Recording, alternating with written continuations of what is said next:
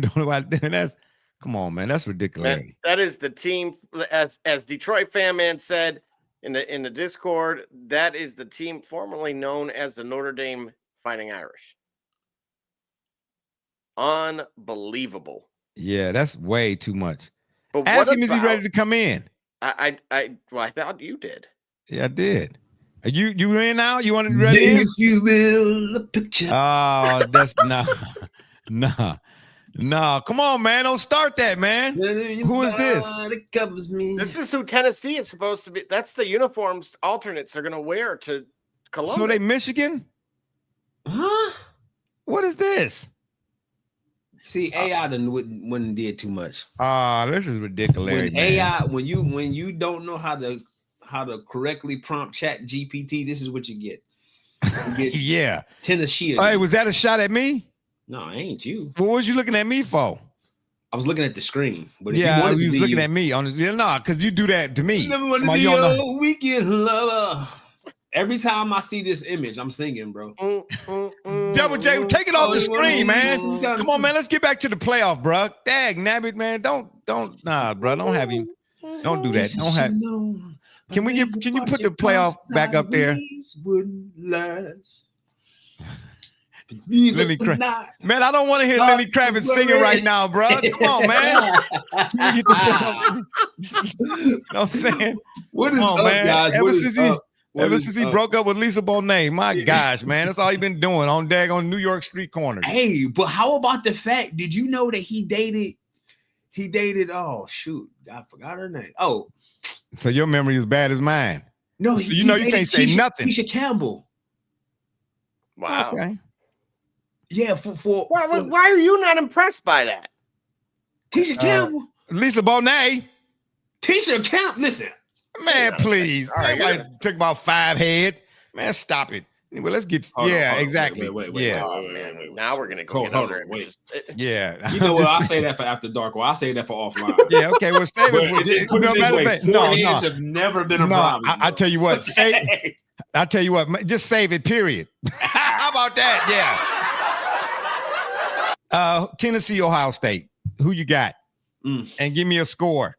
I don't like doing scores, man.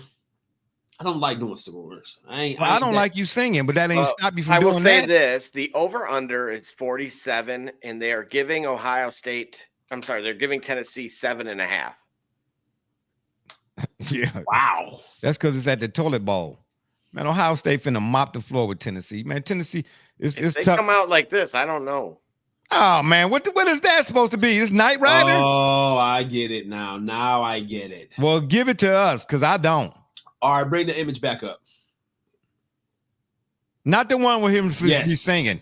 Tennessee is going to unexpectedly be a problem for the Ohio State University. Based on what? Based on the probability that Michigan should have never been a threat to a team like Ohio State. Michigan wasn't no threat. That's a rivalry.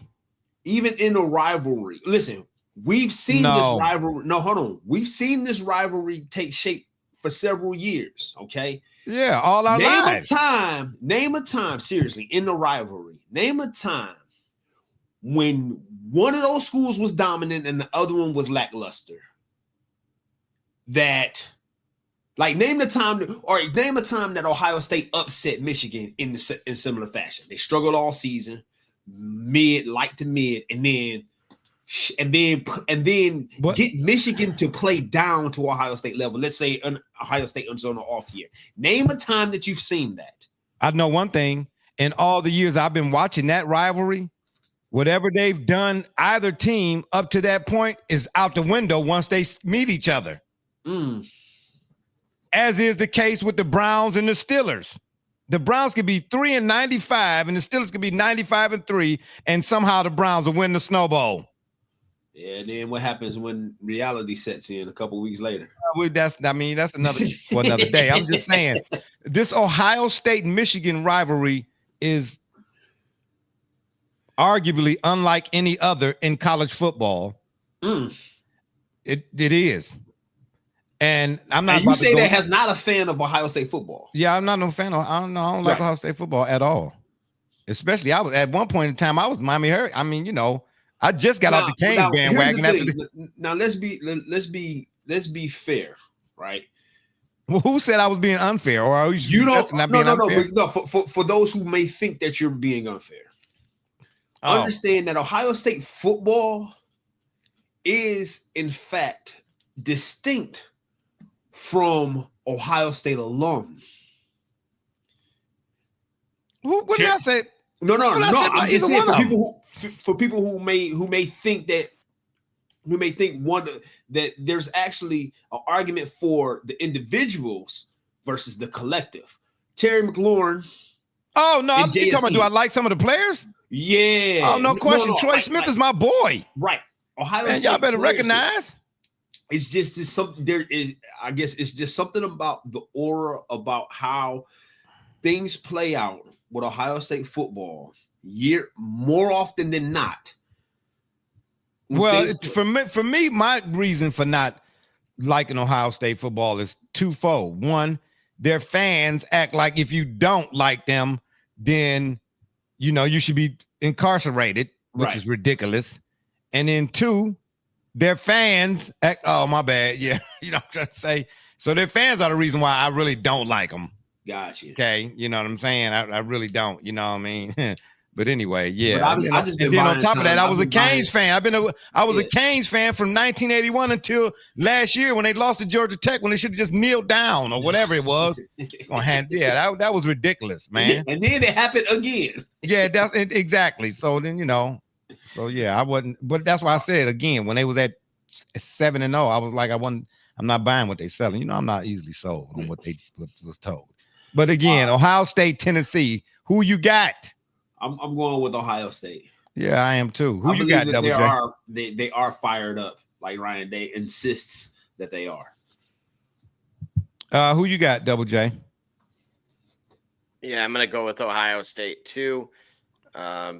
Simply put, the best thing that Ryan Day can do was what could be a playoff run. And it doesn't get better than at home, no less, not a neutral site. So if he doesn't win this game, then Urban Meyer is probably going to go right from the booth. They'll just trade places. Yeah, but you know what? That's wait bogus. a minute. What you mean by that? Hold on. He's that's through, bogus. bro. There's not even. He already through. Yeah, okay. Dead man walking. I get it. The Green Mile and all that other good stuff. But fire the kicker too. Fire the kicker too. The kicker missed 3 field goals in that game against Michigan. Maybe not 3, but he missed 2. Dude. That's the worst Michigan team in a while. Okay, right? but they lost their coach. You couldn't beat the Michigan team. Bruh, half the Michigan roster was on the Chargers right now. Listen, bruh, you don't even like Rasheed Wallace. So I don't know why you sitting up here trying to make a case for Michigan anything. Number 2, I know just because you live in Ann Arbor, you know what I'm saying, in the gated community. Okay, we get it. You know what I'm saying? Us eons down here on 9th Street. Boom, boom, boom, boom, boom, whatever the case may be, we get to have a say-so. And I'm trying to tell you right now, once again, throw all of the conventional whatevers out the window. When Michigan and Ohio State play, it's not about whose record is terrible and who's what. They have a dislike for each other that they both come to the table with, man. That's a different. It's the only similarities is that it's is 2 end zones of football, 2 teams in a stadium. But the way that you seen what happened after the fact with the flag planting and all that old type of stuff. Then I just seen on Twitter today that some senator or somebody from Ohio State, yes. Yeah, Ohio State alum is trying to press felony charges on the guy who planted the flag. Bruh, it run, you know what? Oklahoma and Texas. It run deep. Auburn and Alabama. That is Oklahoma and Ohio State. No, Oklahoma and Ohio State ain't no rivalry. No, Baker Mayfield is playing. Oh, you said Iowa State. No, both Oklahoma and Ohio State. Man, that ain't no rivalry, man. No, because he mentioned when Baker did the same thing. Oh, yeah. Well, where were the charges then? I don't know. All I'm saying is they taking this thing to a whole nother level, bruh. That's what happens when your feelings hurt, when you're over emotional. When you should have just did what you're supposed to do to win the game, period. Right. then you know what I'm saying? Hey, losers make excuses. Winners say check the scoreboard. I'm telling you. Hey, did you see that 30 for 30 on Auburn and Alabama and what that rivalry is like? Whew. Yeah. Okay. That's what I said. What's crazy is, I watched a different documentary similar about the two. And if you remember, that game was played in Birmingham. I don't remember that. I don't know why this is a memory test all of a sudden for me, but okay. But did you take your the coach was really, they wanted the home and home. And did you take your tang? Bear Bryant said, "Oh, we will, but just not when I'm coaching." Oh, wow. Well, that's Bear Bryant, baby. Couldn't nobody wear the helmet, so to speak, like him, or maybe Tom Landry. The brim, baby. Yeah, I'm taking Ohio State in this game too. Hey, right quick. We mentioned earlier in the show, Double J and I did, or he did, right quick. But Bill Belichick is taking the UNC job.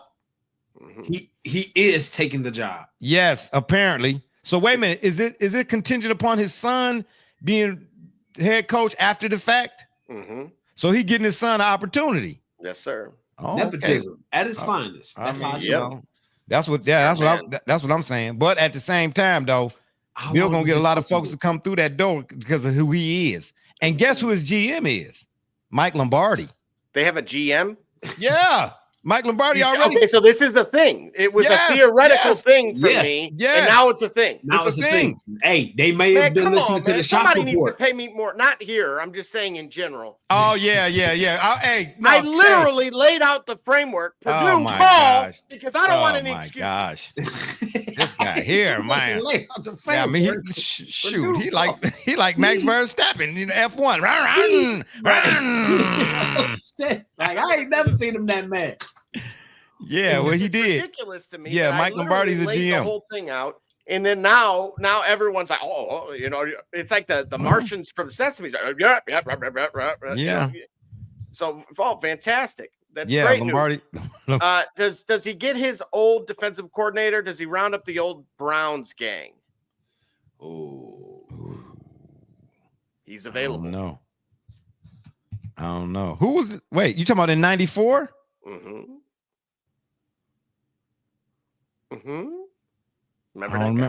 I remember 94, but I don't remember that would include Saban. Mm-hmm. Oh.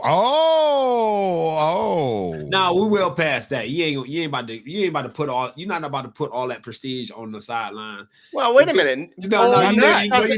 Old Saint Nick here. No, you're not. I not want the whole head honcho problem. No, you're not, bruh. So hold on. No, you're not. Hold on. Let me give you a movie reference.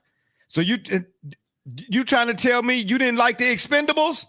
What I'm trying to tell you is The Expendables is not an all-time classic movie. It don't have to be an all-time classic movie. And if you saying we talking about having heavy hitters. Okay, who's calling the players on offense? Who's calling the players on offense? Saban or Belichick? It don't matter. Yes, it does. Hold up, bro. No. Let me tell you. No. Hey, listen. Bill Belichick says we doing this.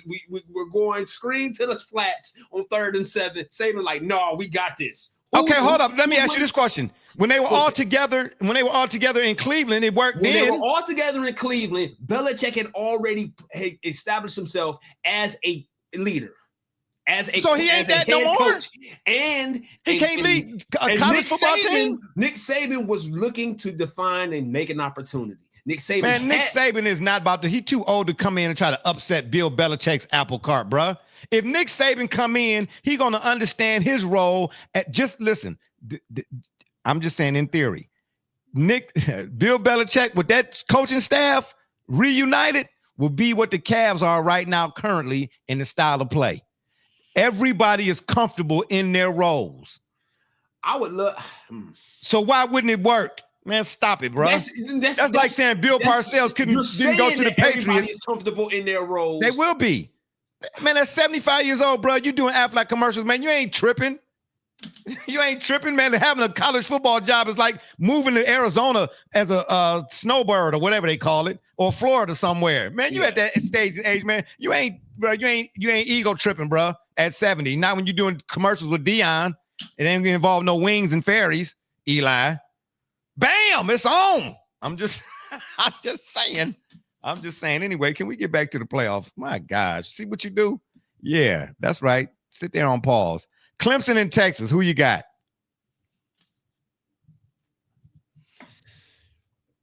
Oh, now you ain't got nothing to say. I got 7 minutes ago. Now all of a sudden, you know what I'm saying? Who you got then? I got Texas. Shoot, balls. I got Texas. You glitching too. That's because I'm 55 years old, man, and it don't work like it used to. It ain't fluid. Your screen is at 30 frames per second. I don't have nothing to do with that. I don't got listen. Don't listen. Texas. Don't come over here giving me no math quizzes. That ain't what this is for. This ain't Facebook. Why Texas? Why what?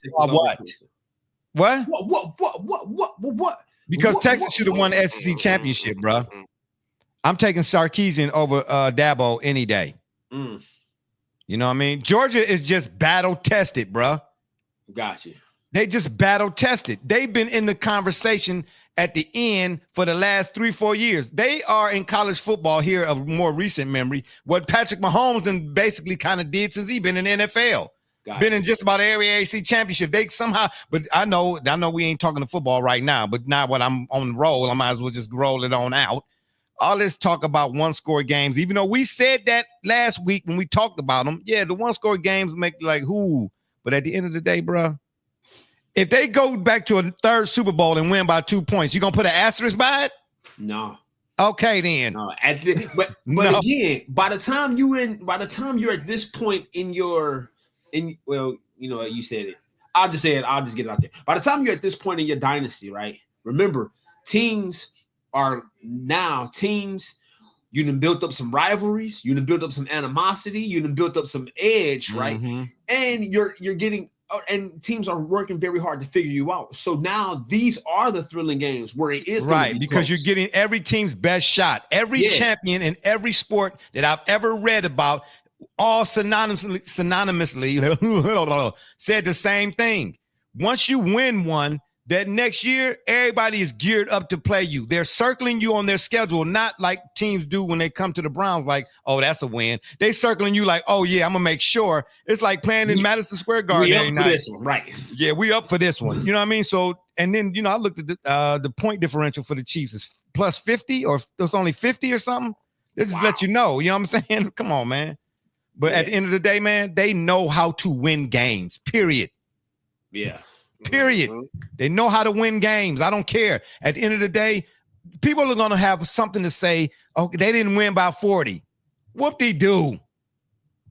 But the man is putting himself, they win a third one. He done put himself in a category that, we had to actually, put some frames on and do some digging to see like who all else is in that category. Because it probably ain't many. Right. Just saying. Probably ain't many. But yeah, give me Texas, man. On that side of the bracket, baby. All right, let's move to the east side. Indiana and Notre Dame. Who you got? You don't have to be. Oh my gosh, here we go. No, Jay, get off the screen, man. I was working part-time. Really? You supposed to not do that when it ain't when the all right, little red Corvette. Anyway, could you speed on them, make one of these picks to make your selection? I'm picking. I'm telling you who I'm picking. You ain't telling me nothing. Ain't got no money. Oh, my gosh. Okay, anyway, Notre Dame. Yeah, I got Indiana.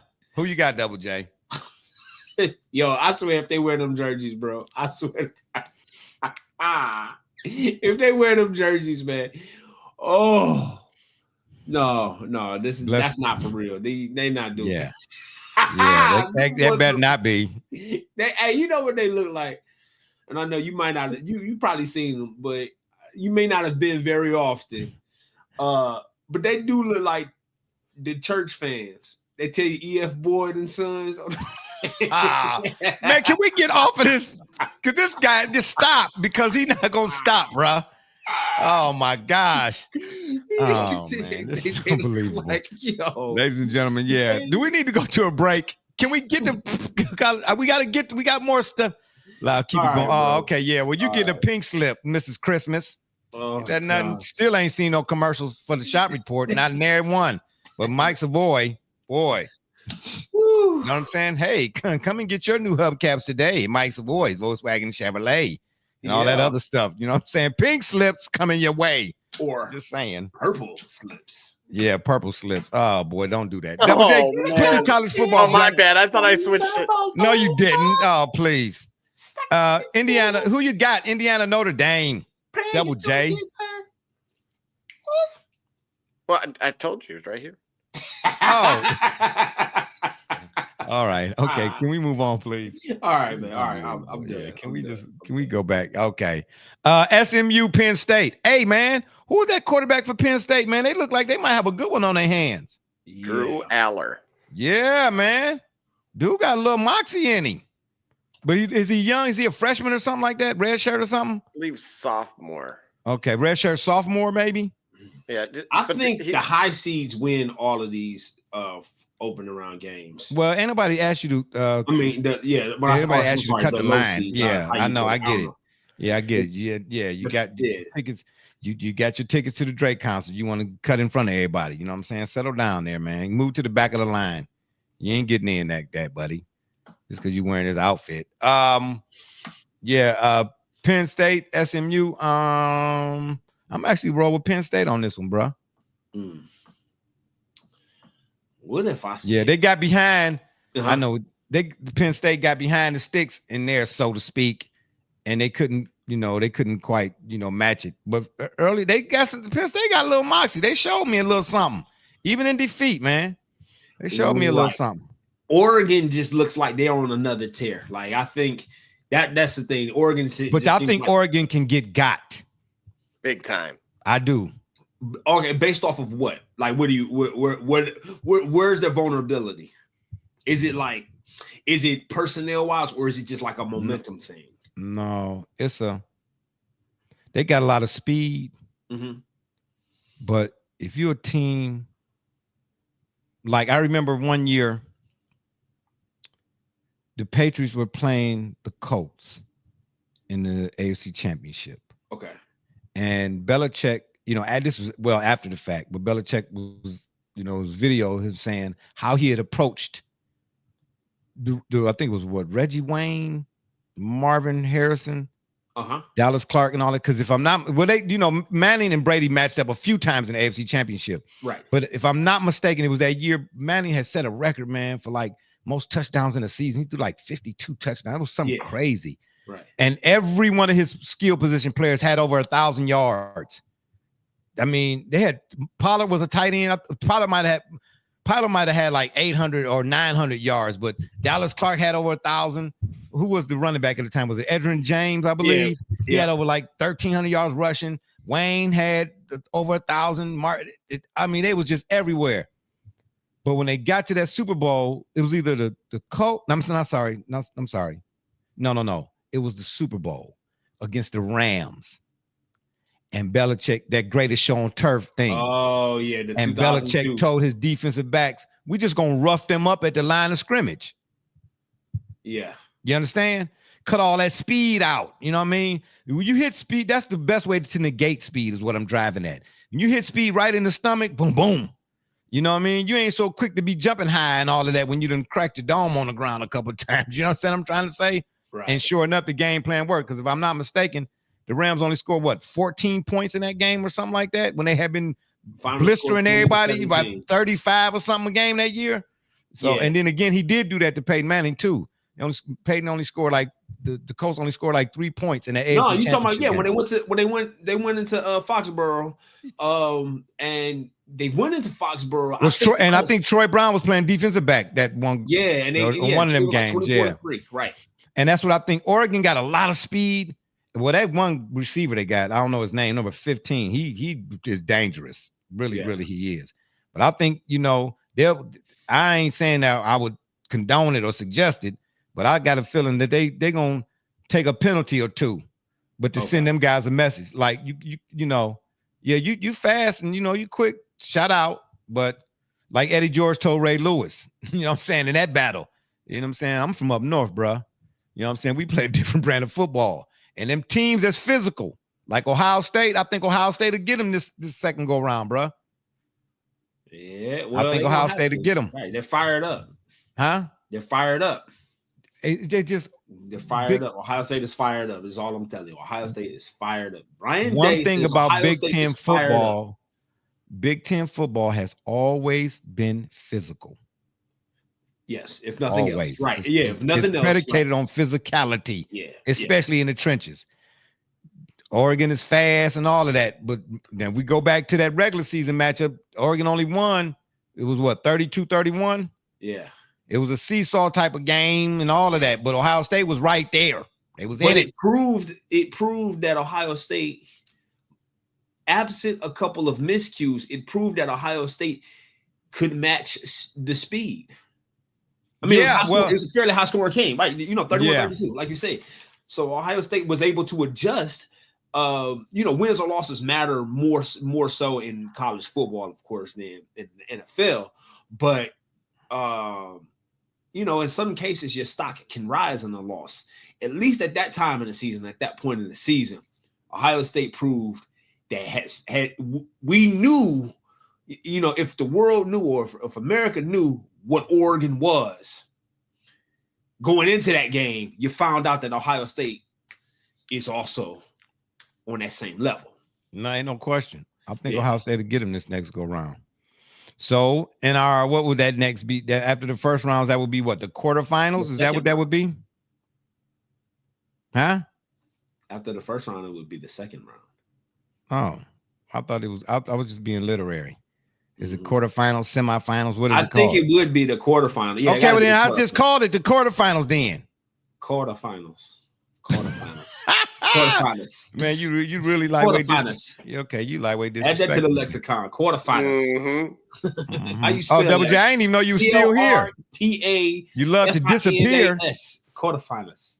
Oh man, dog. You know what? On that note, we finna take another break, and when we come back, we're gonna finish up with our college football playoff predictions, and we're gonna get to some of this NBA round association action, and then round things off. Oh my gosh, with our week 14 NFL pick'ems, I'm out. It's K Cunningham, and you watching the Shop Report. I'm Homie Diallo, and you watching the Shop Report. My name's Chris Murray, and you're watching the Shop Report. Oh, you're Jay Knight, you're watching the Shop Report.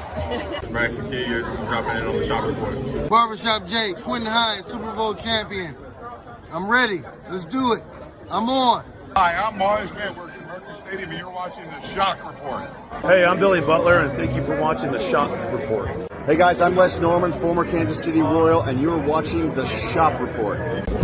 Commander Brown, Detroit Rivers Mountain Training, and I'm watching the Shop Report.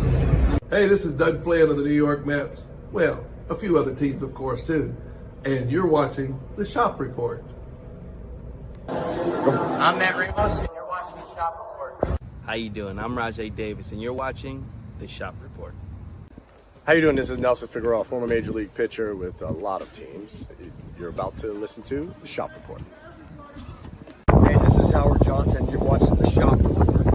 Hi, I'm Heath Bell from the New York Mets, and you're listening to the Shop Report podcast. Yeah! Hey, I'm Josh Tolley, former catcher of the New York Mets, and you're watching the Shop Report.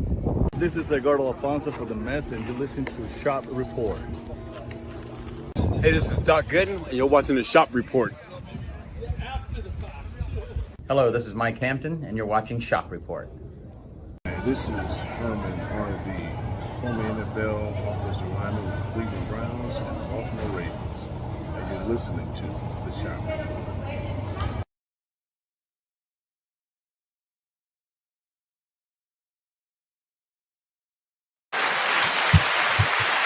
All right, we are back. We're going to finish with our college football playoff predictions, that is. And we have in the quarterfinals, or should I say the second round, as I was so rudely and eloquently, aptly interrupted. The quarterfinals, you can say that. All right, then. Settle down, Lenny Kravitz. The quarterfinals, like you said. Ohio State will face off against Oregon. Texas against Arizona State. Y'all said Notre Dame, so let's go with Prince. Prince will face off against Georgia. And here we go. My gosh, I'll be glad when this show is over. And Penn State, don't show that during the NBA stuff, bro. I don't want to see that. It was bad enough watching the Lakers and the Suns missed 14 shots in a row. Anyway, in Penn State against Boise State. Are we all in agreement on that? Maybe. Yep. Okay, even though y'all didn't pick them teams. Anywho, the first quarterfinal on the west side. Who you got? Ohio State or Oregon? Who you said? Now you said. Don't tell me what I said. I'll say what I said. You say what you need to say. Does Ohio State go into Oregon and take vengeance upon thee? What did I just tell you before we went to the commercial break? I don't know. I know you don't. You ain't listening. Well, now wait a minute. I have to ask. Aren't the quarterfinals at neutral sites? Oh, neutral sites, right. This is where the bowl games happen. That's why I ain't say nothing. I'm sitting over here listening to Lenny Kravitz down here. We got 8. We got the sugar, and then we have we have 6. I think it's 6 of them in the CFP. How can it be 6 bowl games? There is the final 2. Yeah. Oh well. What final 2? What do you mean? Oh well. Yeah, I guess so. Yeah. These 1, 2, 3, 4. Yeah, and then 5 and then 6. Okay, I got you. Yeah, I'm telling Ohio State. I got a feeling it's gonna be. I don't know, man. Arizona State, though, man, they came out of nowhere. Wait a minute. Where are you getting this confidence about Ohio State? Man, I'm talking football, man. I ain't talking feelings. No. I know, but this Ohio is coming off fired up, man. Ryan Day said they were fired up and they lost to Georgia that year. Remember that? Hey, bro. Listen, let me ask you this question. Wait. Don't get me wrong. They played very well in that game and deserved to win, if you ask me. Wait. They were fired up and they lost. Listen, of all the times that Ohio State came up short, that is not one that I'm gonna criticize Ohio State for. I didn't say criticize. I was just nobody expected Ohio State to look the way that they did versus Georgia, and the fact that it came down to a field goal, considering how. Who didn't expect that? A lot of people. You had to expect that. It's the Big Ten. Ohio State is the Big Ten versus the SEC. What? I don't. No. It does matter. It does matter. No, it does not, man. Because tell me no, this. it does not, man. Name another Big Ten team with dominance over the SEC. Name another one. Name another team. I don't know about dominance over the SEC, but I know Ohio State is in the same conversation as Alabama. Purdue versus Tennessee, actually. What? Okay, how did that look? We smoke them every time. Name another team. We put them in a pack. Hey, I'm telling you right now, Ohio State typically, even though they don't win the big ones type of deal, but listen, let me ask you this. Do you think that Ohio State and the Big Ten in general, when it comes to football, right? Do you think that those players are competitive? Sure. Okay. Yeah, I do. All right. So as a competitor, a true competitor, okay. I'm not talking about on paper. I'm talking about if you're a true competitor, like you lost that game and it left a bad taste in your mouth. Mm-hmm. Hey, man, in that locker room, we know what happened. The last time, you all got to have that straight hand mentality. When they lost to the Patriots towards the end of that regular season, that year they beat them in the Super Bowl. 31, he said, he said, if we see y'all again, we know. He said, I knew if we seen them again, we knew what time it was. That's the attitude that you got to have. If you're a competitor, I'm not talking about calculus. I ain't talking about the numbers and the stats. I don't care about none of that. I'm talking about if you're a competitor and Oregon beat you, where was that game at the first time? It was in Eugene. Okay, it was in Oregon. Oregon won. They did what they supposed to do. They served at home. They'll serve at home. Okay. Well, guess what? I don't care where this one at. Hey, it's redemption or something. Call it what you want, but if you're a competitor, every man on that squad, in that locker room, this ain't about the coaches and on none of that. This is about you embarrassed me the last time, bro, and I'm about to make you about to know it. You about to know. Hey, you're gonna have to earn your paycheck today. And I think if Ohio State had that mindset, they can beat Oregon. To tell you the truth, they really should have beat them the first time. Because it took some late heroics, if you want to call it that, by what's the quarterback name over there, Oregon? He's darn good now. I ain't gonna take nothing from him. But Dylan Gabriel. Yes, right. You know what I'm saying? Matt Dillon. That's right. Gunsmoke. The rifleman was better. But anyway, Yeah, I'm trying to tell you. Yeah, and then Texas against Arizona State. That's really a toss-up. You sitting here bludgeoning me about Ohio State and Oregon when we really should be talking about can Texas beat Arizona State? Yeah, all right. Yeah, that's what I thought. Yeah. In other words, I ain't got nothing to say. So imagine though, I will say that this playoff. I use my imagination all the time. I mean, what's your point? This playoff does make a road to a national championship a very tough challenge. And no, it don't. Oh my goodness! Come on, man. It don't. Think of all right. Not so on listen, Texas will have to on one side of the bracket. Yes, not on the other side. How you thinking, bro? Man, the Georgia side of the bracket, man, is not no. Man, it ain't no. Okay, so listen. For Notre Dame, challenge. So for Notre Dame, all right, Notre Dame. All right, got you. All right, let's say Indiana is a wash. The very next thing they got to do, they got to go up against Georgia, the arguable favorite. Were they to beat Georgia, they'd have to beat who? Let's say it's Notre Dame. Okay. They have to go up against the arguable favorite. Notre Dame is Notre Dame not beating Georgia. Listen to my point. Notre Dame will have to face the arguable favorite to win it all, Georgia. If it's not Oregon, right? Okay. Then if they were to beat Georgia, let's say with Notre Dame, we stick with them. Okay. Then perhaps they might have, I don't know what you would figure, like the 3, 11, and 6. They, those three teams play out. Let's say it's Penn State. So Notre Dame got to beat the overall favorite, Penn State, probably beat a hot team that might be Penn State. Then after that, they have to beat whomever comes out of the east side of the bracket or the west side of the bracket. Either it's going to be Oregon or Ohio State or Texas. Okay, but listen. I said it's not difficult I'm talking about before you even get to the other side, which would be in the championship. No, one side of this bracket. Way, bro. Listen, bro. Listen, bro. Let me ask you this. No, let me ask you this. We just said everything we just said about Oregon and about Ohio State, the Texas. Georgia is on the other side of the bracket. That's what I said. Georgia on Georgia's side of the bracket. If Georgia is the arguable favorite, they got a cakewalk compared to Oregon, Arizona State, Texas, Clemson, Ohio State, and Tennessee. The west side of that bracket is far more formidable than the east side, bruh. With all due respect, I'm saying, please. Anybody who's on the once you get to the championship, you gonna have another juggernaut. You telling me Notre Dame? You think should Notre Dame beat Indiana? You think Notre Dame can get to the championship? That what you telling me? That's what I'm saying. I'm telling you, it ain't absolutely not. What I'm telling you is, I said to you, this bracket, no matter how you like, as heavy-handed as the west side of the bracket is, the way it shake out, and there is no team stronger than Georgia in the bracket. So even if the left side, there's no team stronger than Georgia in the bracket. Yes, it is. Which team?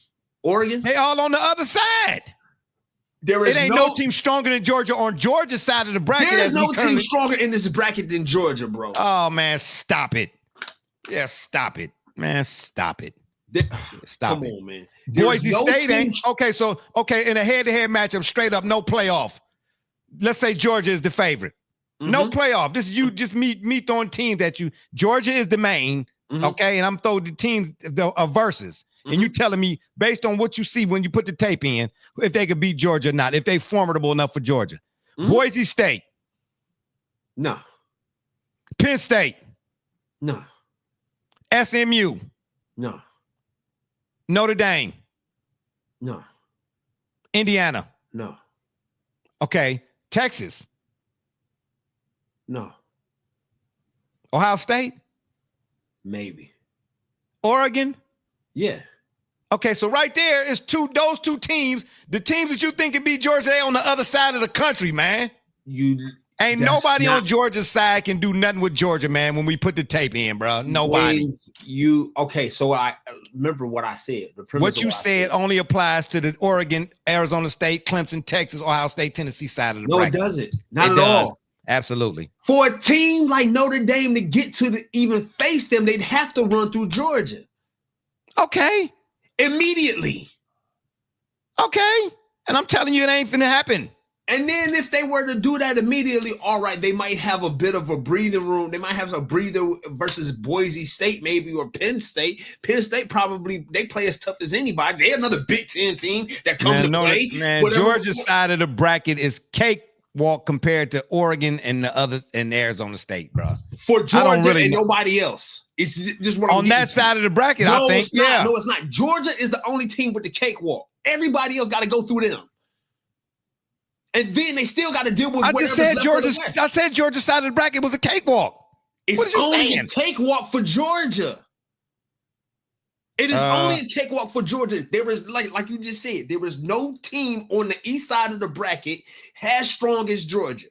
Exactly. Georgia is the only one. Okay, so Georgia is the only team that can chill. I'm telling you right now that Georgia's coming out of that bracket. That's why I'm telling you it's a cakewalk. Okay, and if they were not, and if they were, if the lady across the street had a mustache, she'd be somebody's uncle. I mean, are we sure we can say that in 2024? Yeah, exactly. Yeah, we can. It might be more applicable now. I don't know about applicability, but I know it's a lady who lived across the street from me. What's up? That's all I'm gonna say about that. Mama. That's all I'm gonna say about that. Hey, did you see that clip, Gully, where they were like, "What's your nickname?" She said, "Well, a lot of people call me Mark Henry." Oh God, yeah. I didn't see that. Don't want to. Anywho, let's get back to some college football. My gosh, this guy right here. Well, he took college football to a whole nother level.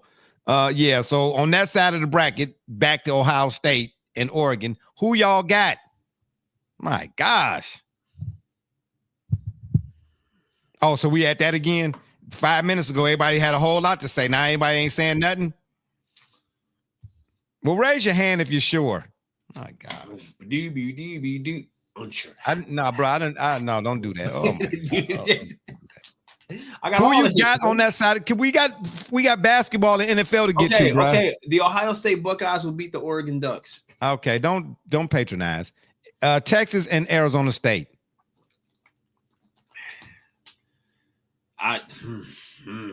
Oh, now you want to ha. Who did you pick? I picked yeah. Yeah.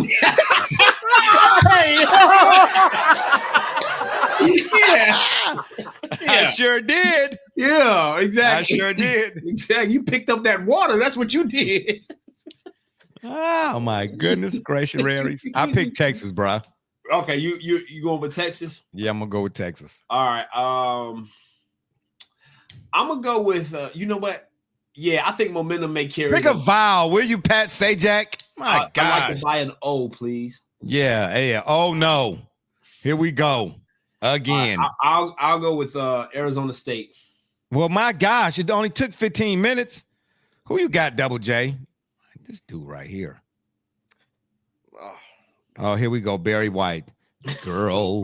You see how you slid up to the mic? Right. Like he's about to start serenading. Hey, bro, we don't do that here. I'm from Uganda. You know what I'm saying? Come on, man. Make a pick so we can keep moving. My gosh. We'll keep Austin weird. Let's do it. Okay. Wow. Well, okay. So we got Texas over Arizona State and Ohio State over Oregon. All right. That's your matchup set there. Now on the other side, who we got? Why are we even talking about it? Because it's supposed to be Georgia. Okay, well then that's fine. We can go to another break and we can come back and talk some basketball. It's fine with me. You don't want to say, I mean, man. Oh man, yeah. Okay, I think they can bull it off. Gather around. Yeah, when we come back, when we come back, we're gonna go round association because this is getting out of hand. What it do, sports fans? It's your man BSJ from the Shop Report. And guess what? The shop is now open for business, baby. If you're on Facebook, go to our fan page, The Shop Report, click on more, and then shop to view all products. Or if you're on Instagram, click on the shop tab to see all our products. I mean, what you want me to do? I'm selling merch here. All right. We are back. Yeah, just right quick, want to go around the association. A few teams that stood out to me so far. You know, I really don't tune into the NBA most times until after the All-Star break. But, you know, once the Cavs caught a little bit of fire, you know, and my sons got to getting on my nerves about it.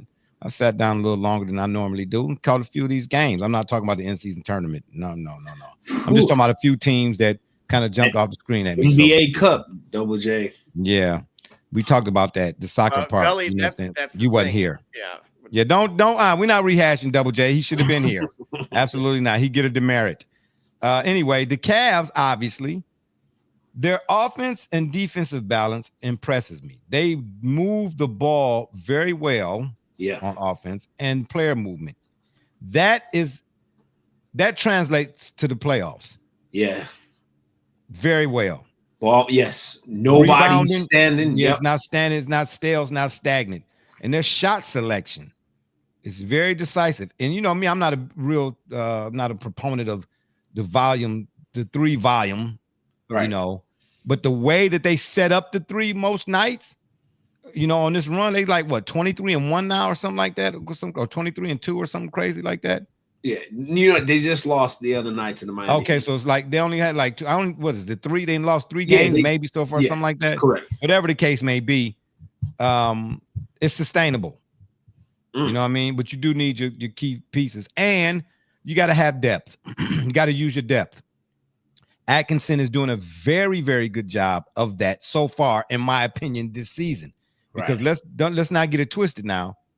Yeah, you need your stars, but you need a bench too.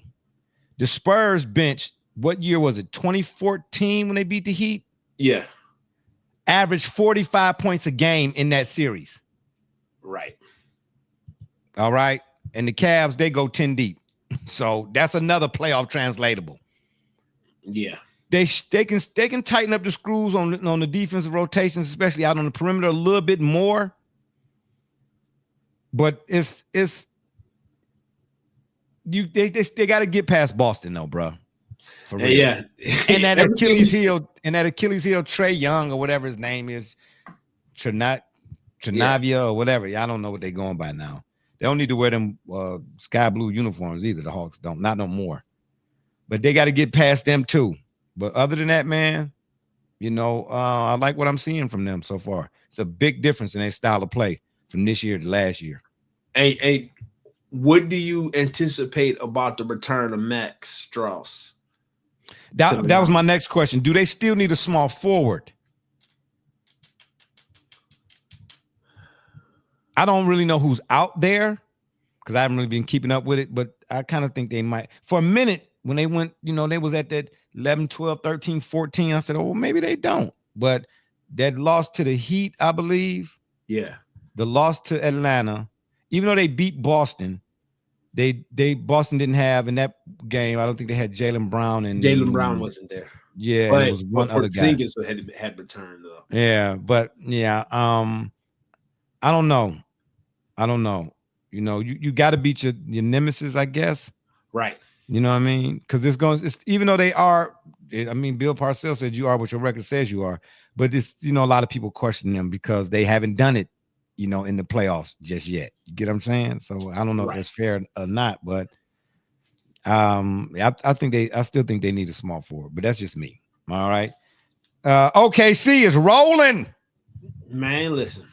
And we don't know, they would, you know, if they were the Lakers, then we would know everybody's name and their rosters and their favorite Pokemon card from when they were little and all of that, but they're in Oklahoma. So yeah. And then that's basically, even though it's Midwest, yeah, they got some West Coast times at times. Yeah. You know what I'm saying? You got to kind of be up late, kind of watch them type of deal. The Mavs can get back, but I'm telling you right now, bruh, Luka gonna get exposed again on the defensive side, bruh.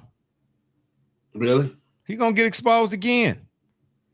If they run into OKC in the playoffs, bro. Oh gosh, I'm tell you, you listen. You got to guard everybody. Yeah.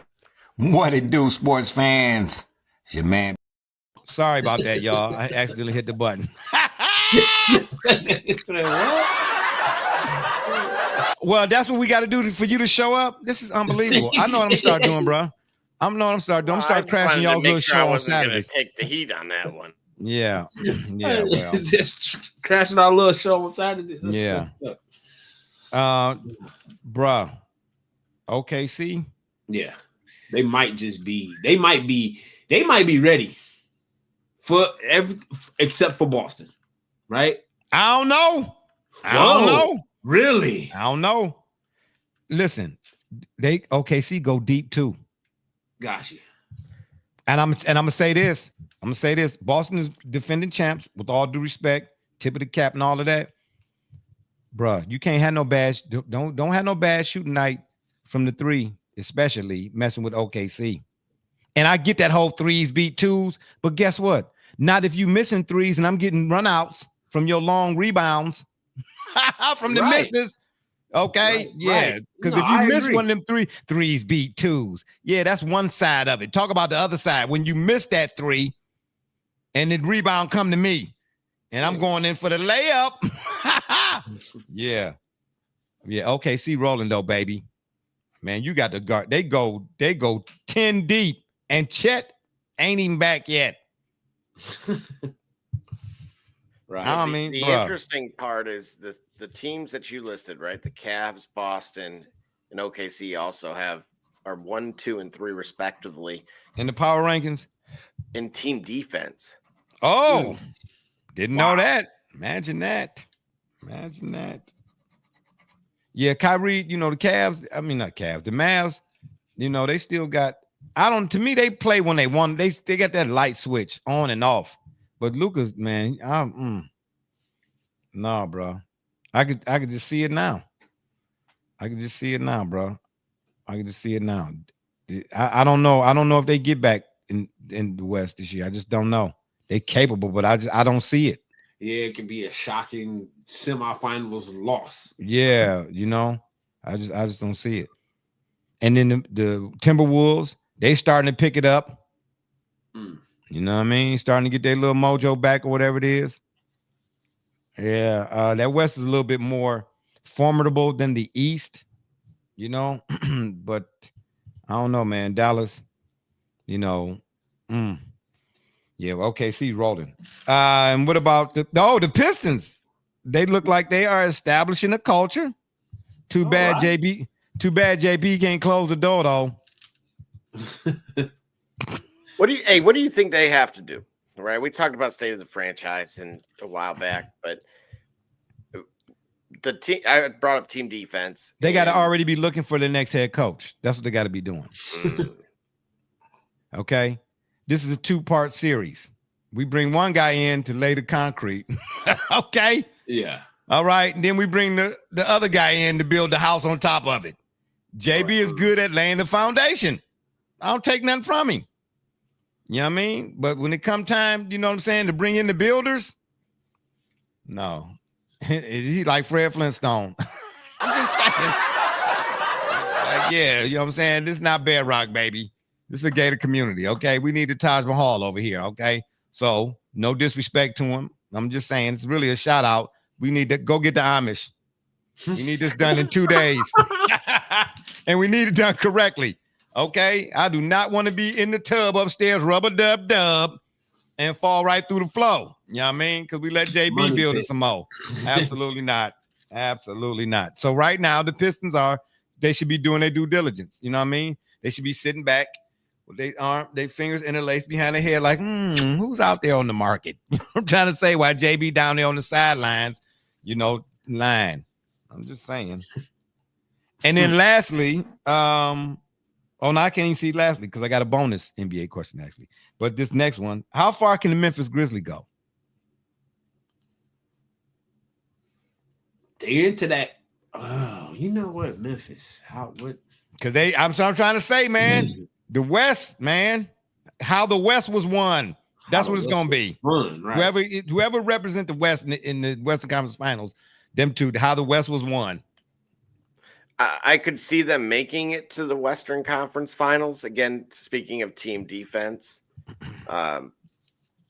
they're top 5.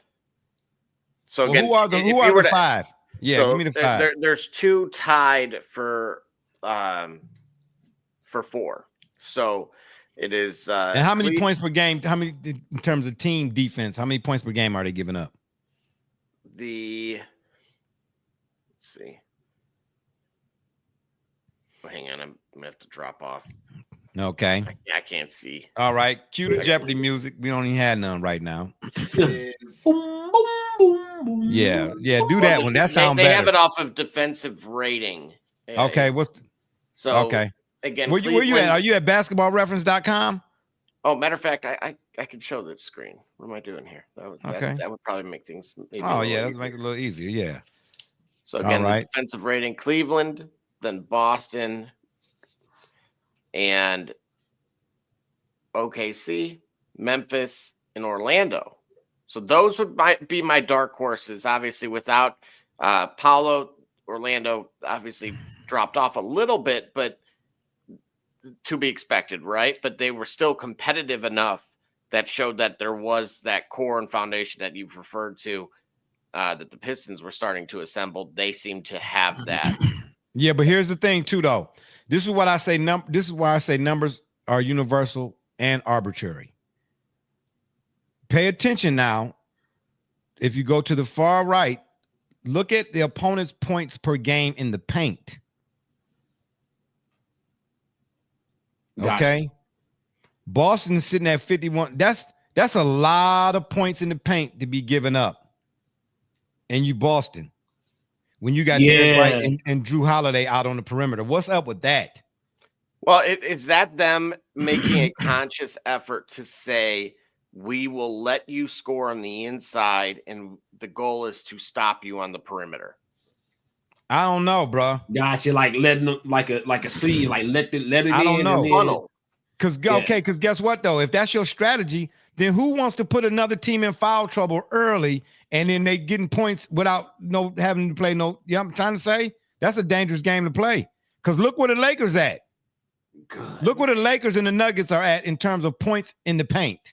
But see, this is where I struggle. Look, I'm looking at this and saying, if anybody's using the analytics to a T or really to the science aspect of it, it is Boston. That's why I keep talking about their system. And now it becomes clearer because we're talking about the defensive end that I otherwise hadn't really looked too much into. And we're going to score from the outside using the paint again, drive and kick, and then swing it around. Stay ready, guys. We're going to try. We will allow twos and we will shoot threes. Therefore, but did you see the video? Who was it? Was it Jamal Crawford? Or was it Rondo? Said the game is going down below the free throw line. It's posting up. Dang, I can't remember who said it. I don't know, man. I don't know. I just think that's concerning to me. But I mean, the Cavs giving up 45, but still, when you plus 50 points in the paint, man, that's not good. Then you can't miss from three. You better not. Right. You better not. And I mean, they shoot a lot of them. There's no question about that. Excuse me. They do shoot a lot of them, but we'll see. I don't know though. I don't really trust it. And then lastly, as a bonus, what would the Wizards look like if they played any defense?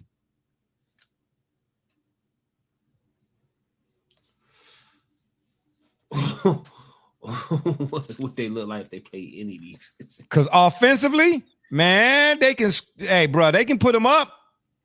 Right. They can score with anybody. Some attention to detail would be. Yeah, man. Yeah. What would they look like?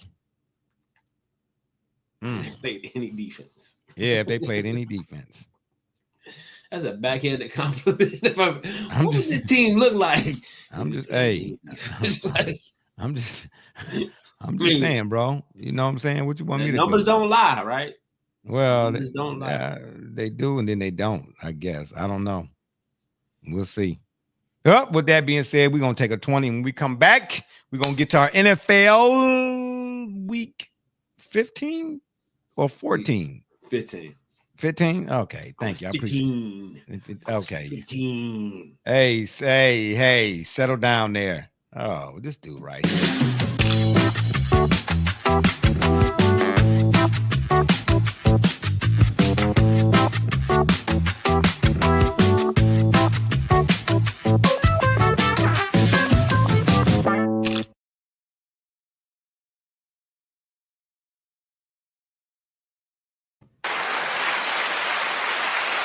All righty, Double J, you got my slide ready for me?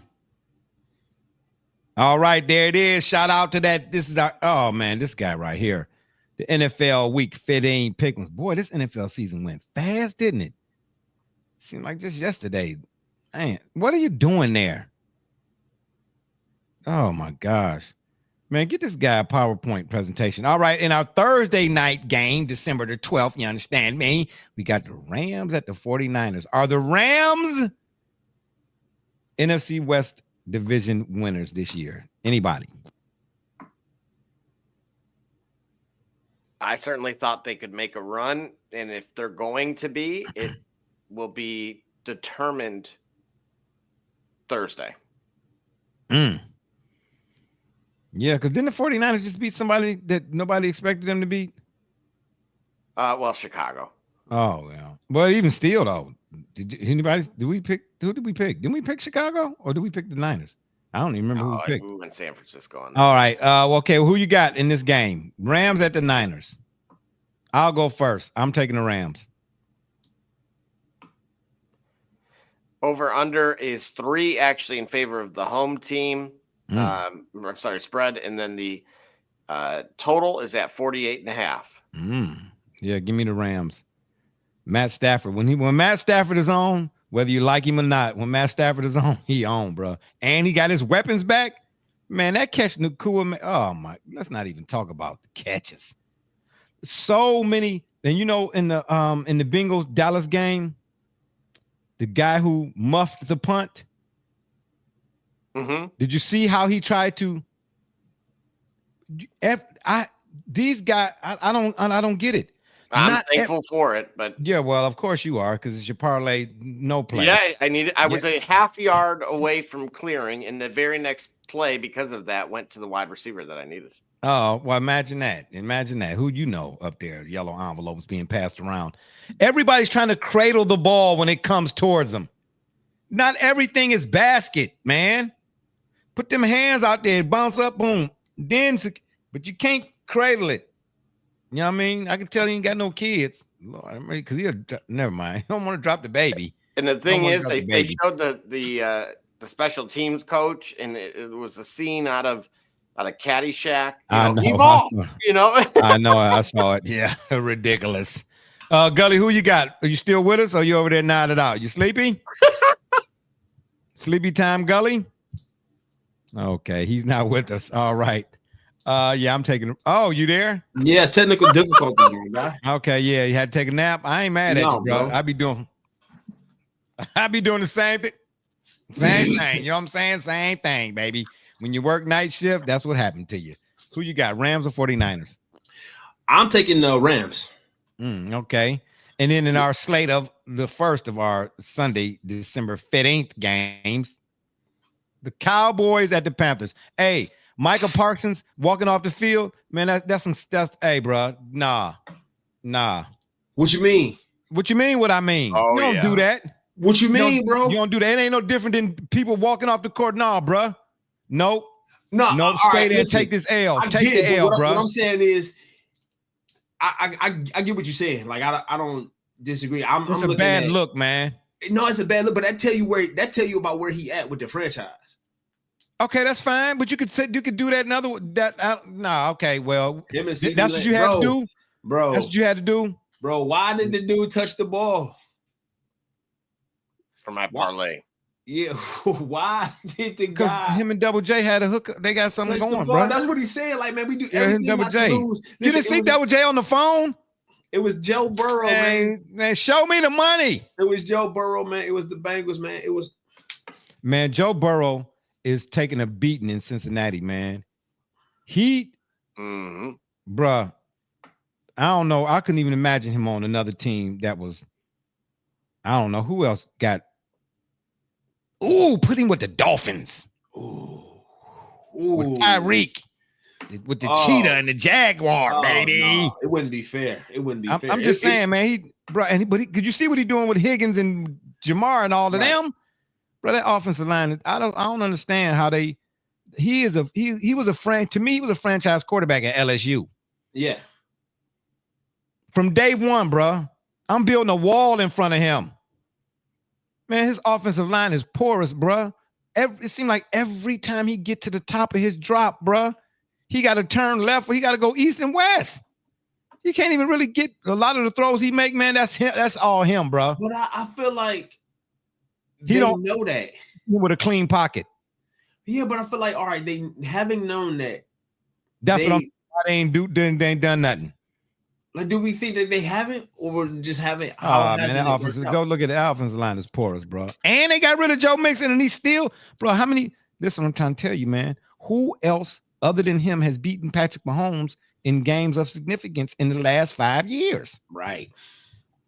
And who other than him done threw multiple 4-5 daggone? How many 4-5 touchdown games he got already this season? Fair, man. Come on, bro. Come on, man. Come on, bro. I'm just saying. But anyway, give me the Panthers just because. Double J, what's the line and the over-under? For the Cowboys-Panthers, yes, currently set at 3 in favor of Carolina. And total is at 43, though. So once again, kind of that's for context. Monday night was at about 50, and it did finish, of course, below that 47. Hey, is it a quarterback controversy in Dallas? Because this ain't the first time Cooper Rush looked more than just a backup. You know what? If he would have won that game, I would have said potentially. Winning the other two, again, the Giants are. But he's not. But bro, this ain't his first go at it. He played a significant portion of whether last season or the season before, and he won a string of games for them, bro, and looked good doing it. Guess who? You know what he end up next year probably because he's not going to be on that roster. Not the way Jerry Jones. The Giants. Yeah, they need. I bet he can get the ball to Malik Neighbors. Yeah, they need something. Who y'all got in that game? I picked the Panthers. You got to think about it, really. Okay, imagine that. Because it's still the Cowboys, and that's the reason why you picked the Panthers. They can rebound. Okay. You know what? You said that about Alabama against Oklahoma too. No, I didn't. You said. Oh, sorry. Anybody said nothing about Alabama, Oklahoma? I know you watched that. My bad. Wrong channel. I'm on channel 0. Yeah. All righty. Yeah. Can we? Today's color is red. Can you say red, Jay? Yes, I can. All right. So we doing electric company Sesame Street slide. That's what we doing. Okay. 1, 2, 3, 4, 5, 6, 7, 8, 9, 10, 11, 12. Right? Yeah. I was just a Beal. I'm only a Beal. On Capitol Hill. Can you make the M picks for real? What the hell? All right. You know what? I'm gonna take the Panthers at home. Oh wow! After all of that, yeah. Beal on the hill. Who you got, Double J? Oh, here, like you know, this. I don't know why. I don't want to fall victim truly to the recency bias. It wasn't like Dallas played a terrible game or a great one, but Carolina has played better week to week. That Eagles team didn't have a terrible game. Carolina just stayed with them. Give me the Panthers at home. I think this is arguably the unfortunate demise and should be the end of the Mike McCarthy era in Dallas. All right. How many years has he been coached? 3? What difference does it make that he getting ready to be out of there? Jerry's talking about that he hasn't ruled out an extension. Well, that's Jerry Jones, man. Jerry Jones is borderline C now. Anyway, don't say that. Well, hey, bro, when the man is over there talking about how he pick his draft picks, I'm just saying. Okay, I'm not. Don't add no context. Speaking of extension. Oh my gosh, ay, caramba! Get me out of here. Yeah, get out of there. Jamie Foxx was like, get out of there. Yeah. Anywho, the Chiefs at the Browns. Who you got? At this point, I don't like picking against Jameis Winston. Yeah, you can't pick for him either, because you know with him in it, he gonna keep both teams in it. He gonna make sure both teams got a chance. Listen, you know what I'm trying to say? What I'm saying is, I want to know when the Jameis Winston 365-day motivational calendar coming out, bro. Because I'll tell you what, I'm inspired. Well, he bro. ain't motivated to listen. Inspired by what? Man, he needs to inspire himself to not keep giving the other team the ball. Man, I just can't go out there like that, man. I had 500-something yards, you know what I'm saying, and to lose the game like that, I should have had my headband tightened. Yeah, you should have. Cocaine is a hell of a drug. Is it safe to say that he's out? Speaking of quarterback controversy. Speaking? Yeah. What? Yeah, finish that. Is there one in Cleveland? Who was your week 1 starter? Does it matter? Yeah, listen, if it's a quarterback controversy, you're right. Between St. Ignatius and St. Ed. It was a quarter. And he said that like Rod Serling on Twilight Zone. Bro, ain't no mystery. Yeah, that's a 5-minute program. We in and we out. No, ain't no quarterback controversy in Cleveland. Absolutely not. No. Why isn't it? Why is it? Right. No, why isn't why isn't there a quarterback controversy? Because James is gonna be the starter. The Browns is 3-95. Who cares? So you saying next season when Deshaun is healthy again, is Jameis the quarterback?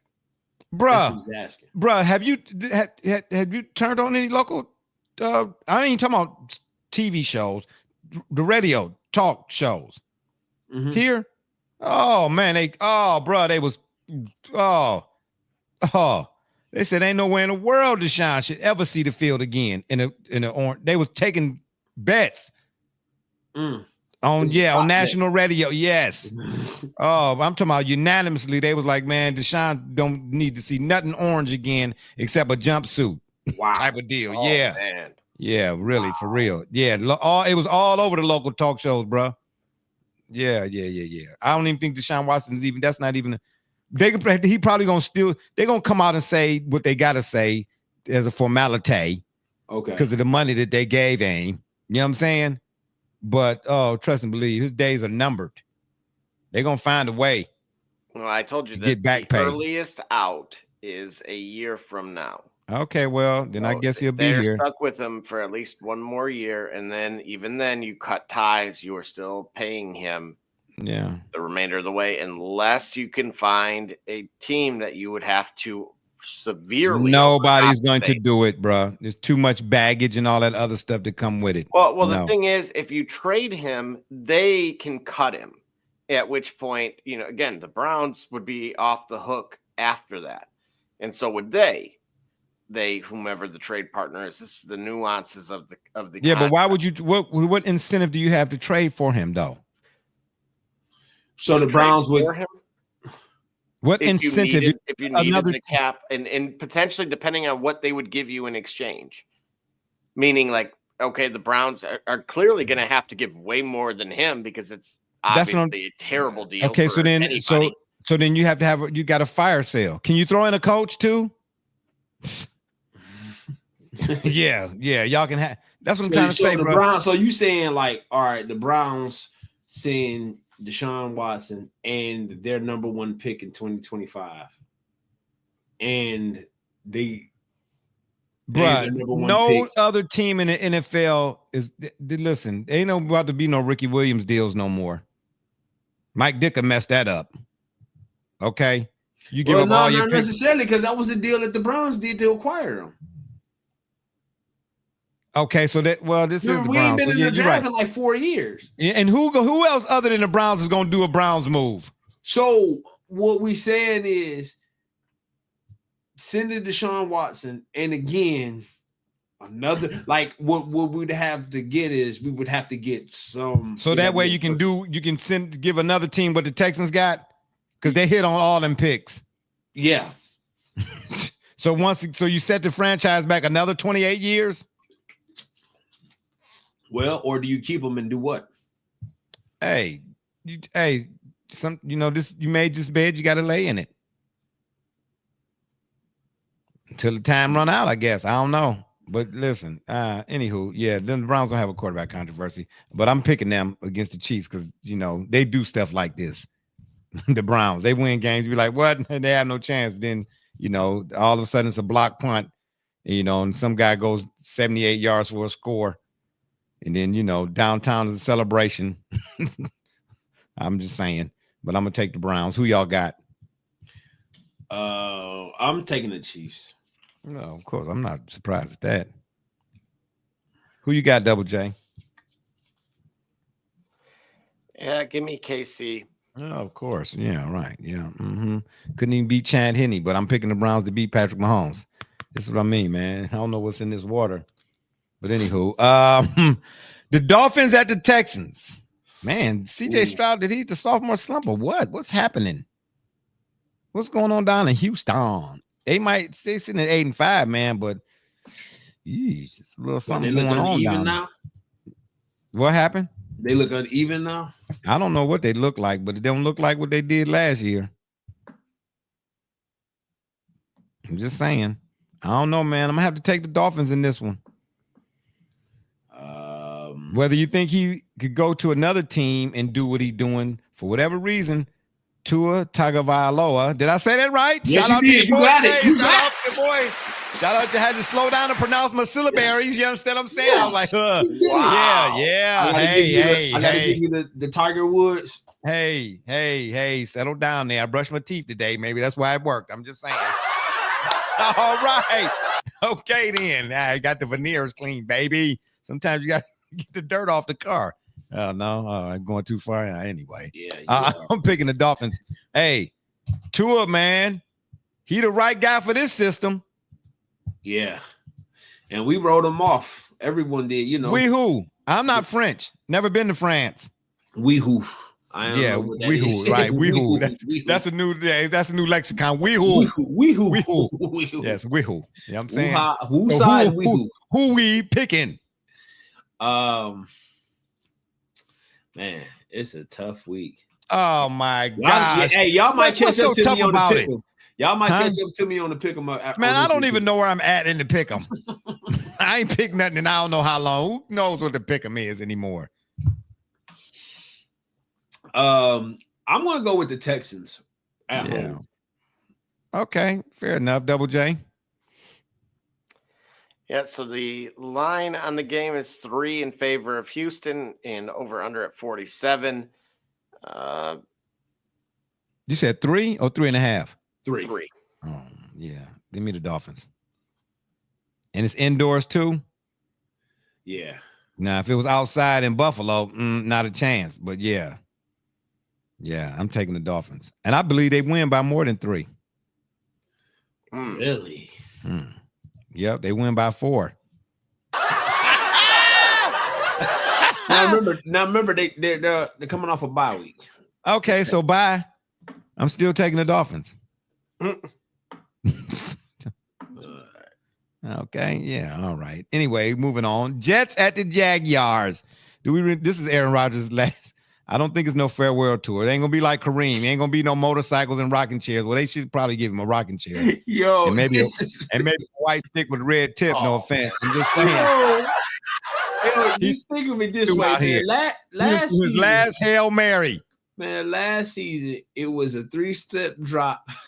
They did it. Yep, a 3-step drop, and his stock done dropped. Oh man, Double J, can you scroll a roll for me there? Scroll a roll. Whoa! We didn't get to the whoa! Back it down there. Slow down there. I'm trying to avoid. Hang on, Oh, I ain't worried about that. Just no, I ain't. Oh well, I see what you're saying. Oh yeah, okay, good looking. I appreciate that. You got the comments? We got any comments? Because I can't see it on my side. I got the screen. It's all good. I'm looking at on the Twitter side, all covered there too. Okay, got you. The Commanders at the Saints. Ooh. Well, my bid for the Commanders winning the NFC least is out the window. Why? Man, the Eagles gonna win the NFC East. Oh, yeah, the Eagles. Yeah. Whoa. I forgot. Right. I forgot. I mean, because the Commanders are otherwise. You thought they was in Boston? Just thought it was the AFC East. Yeah, make that face. I did. No, you right. That's what happened. Exactly. I know you did. That's why I said it. That's why I was like, yo, they running away with it. I'm like, oh. Yeah, they running away with the East. Yeah, okay, got you. Yeah. Oh boy, this guy right here. But on this game, we're gonna take the Commanders on the road. Yeah, I'm gonna take Double J. What's the line? Over under? I'm taking the Commanders regardless. For Washington, it is currently 7.5 in favor of Washington. Total in New Orleans, though. Correct. Now, remember, Derek Carr got hurt at the end of that game. Okay. Oh, and remember you all. Know the I haven't gotten an update or anything. I could check right now, though. For all you all out there making picks based on any of these selections, if you're in your parlays, stays, no ways, always check the injury report, please.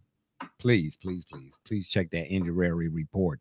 Yeah, I'm picking the Commanders. Let me get a scroll of roll, Double J. All right. You were checking on something. What were you checking on? Yeah, I'm trying to find. Yeah. Yeah, I don't know. Yeah, Derek Carr. If he's not playing, I see why I see the 7. But I could be 7 even if he was playing. It's probably be 7. Jaden Daniels. Did Jaden Daniels win Rookie of the Year? I don't know who else is as hot as a player right now. Man, and you know what? When we're talking about awards, I know we got past our college football already, but I just, with all due respect to the little dude from Boise, because he balled out, in that conference championship game. He got loose one good time, and that's all it took. But I don't understand how you don't give it to Travis Hunter, bro. I do understand how you don't give it to Travis Hunter. Why he listen completely, because this is why when Charles hold on when Charles Woodson, who else was in the Heisman running the year Charles Woodson won it? Tell me that first, and then tell me the reason why Charles Woodson shouldn't have won it over whoever was second or third or whoever was in the race over him when he was doing the same thing that Hunter is doing. Bro, he playing 2 different positions at a high level in football. It ain't like he average as a defensive back and great as a receiver or vice versa. Bro, he hurting you on both sides of the ball, bro. He done been, how many SB type moments has he had this season alone from both sides of the ball? And that ain't no knock against the dude that's the running back, but let's be real now. Dude is nice, but that's really like a one-dimensional type thing. And that's not no knock against what he do, because he do bring it. But is what he doing this year, is it now his numbers say he's Heisman worthy, no question. But when you watch him on tape, man, when Adrian Peterson won it that year, it was like, hey, I don't care who else was on the screen. Adrian Peterson was just doing it like that. Matter of fact, if I'm not mistaken, the year Adrian Peterson won it, he had over 2,000 yards, didn't he? Yeah, okay. I'm just saying, I'm just asking questions. I don't know the answers to them, but I'm just asking questions. No disrespect. In any other year, Gianti wins it, hands down. But in this year, what Travis Hunter is doing on both offense and defense, Charles Woodson did, and he won it.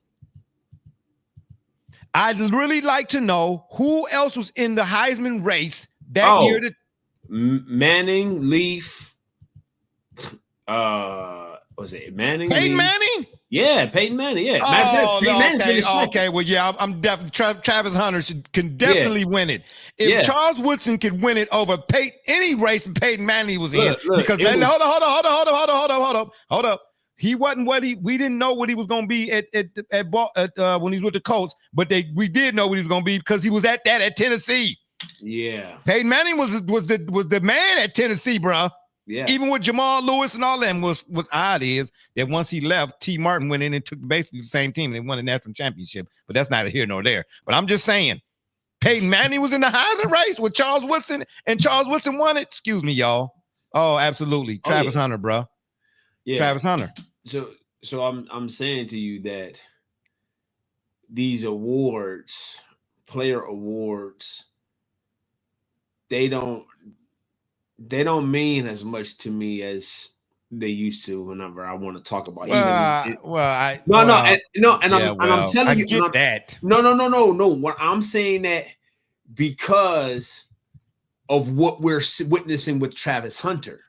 Remember, what is this award supposed to be? What is this award called? The Heisman. What is it? What are the criteria behind the Heisman? What's the criteria? What does the Heisman represent? What? Yeah. Like, so, and again, and we have the Maxwell, which is the most outstanding player. I don't see Travis Hunter in the mix for that at all either. So how does a player who's your primary option for a top 25 for a Division 1A program that has played top 25 teams consistently, that consistently delivers among the best of his team on the offensive side of the ball in this position, among the best of his team on the defensive side of the ball in this position, how does he not automatically become or in the conversation as the best player in college football? Okay, you know what? Because I forgot about that. We talked about that a couple of shows ago about him not being on the Doak Walker Award list or something like that. Right. Yeah. Well.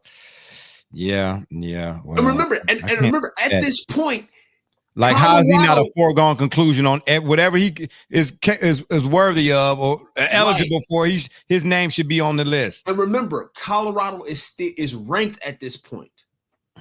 They were ranked higher, but they're top 25 in the country. So you're talking about a top 25 program. Yeah. That has a two-way. Wait a minute. Wait. Are you suggesting that if he don't get it, that's maybe like a shot to Deion? Sort of. I know it's a shot to Deion, and I'm saying it right now. Oh, okay then. My fault. It's very much a shot to Deion. Okay. Oh, see. Okay. See. I was looking at it from a pageantry. You know what it is. You know what it's like to me. You know what it's like. It's like the 2018 good roster. We talking about Kid See Ghost, Tiana Taylor album, Kid Cudi album. Oh, I have no idea who none of these people are. You said that like I know who you talking about. Bro, I grew up with Minnie Riperton. Listen, I don't know who Kid Cudi C and Nike HB is. I don't know nothing about that. HBCU and all that. Oh, let me finish and I can learn you something. Let me finish. Okay, well, then learn me something then there, little Willie. Tiana Taylor album in 2018. Kid See Ghost album in 2018. Pusha T, it's almost dry. I'm sorry, Daytona in 2018. So Nas album in 2018. All those albums was a selection of intentional direction of Kanye. The albums were all of them were very short, minimum time length and minimum track, basically enough to qualify for Grammy contention. All of them, even Nas' album, as rushed as it might have been, was a great album. It was ruined. It was absolutely ruined because that was the year that Kanye made the slave comment. So the entire label and the entire platform, good music had a awesome roster that year in terms of releases. Ruined by a comment, indicted because of the comment that Kanye made. So perception is reality. So I don't know if that applies here. Okay, we know that character assassination. That's a bit too extreme. But we know that what we don't like about you, we don't like about nobody. Could affect whoever. Everybody. Yeah. Well, if we don't like you, we sorry for what we do to the people we do like.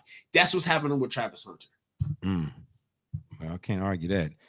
What were you gonna say, Double J? Yeah, few quick points. So first, with Derek Carr, just to cover him really quickly, it's important to note here. So he has he's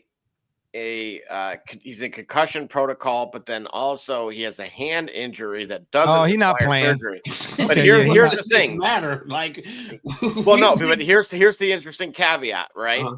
He has a $30 million injury guarantee for next season that becomes fully guaranteed if he cannot pass a physical in the off season. Meaning, if these headaches continue. Well, wait a minute. Wait. A concussion is different from a headache, bro. Wait, well, a headache you can take. Hold like on. We're talking about lingering another problem. Russell Wilson situation. Huh? Say that again, Double J. So again, he has a $30 million injury guarantee for next season. Mm-hmm. That if he cannot pass a physical in the off season, otherwise all he has is a $10 million guarantee to him this upcoming season. So they're gonna make sure he passed the physical. Is that what you're saying? That's why basically what they're saying is they're not putting him on IR, but he's on IR. Oh yeah. Well, they can't. Well, they're gonna have to fork over the cash. Just fork over the cash. Because if they cut him in the off season, which would be probably the likely, the most desired outcome for them. Unfortunately, from the team's vantage point, they're like, hey, let's cut him in at 10 rather than 30. Now watch the Browns go and get him. Anyway, let's get to the rest of these picks, man. So these people go. And then to the Heisman points here, again, the Heisman Trophy is awarded to the player who best exemplifies great ability, hard work, perseverance, and diligence. And so additionally, it does state that the Heisman is awarded to the nation's most outstanding player. So again, in terms of Travis Hunter, Tell me. Because what is the biggest thing that they say about Travis Hunter?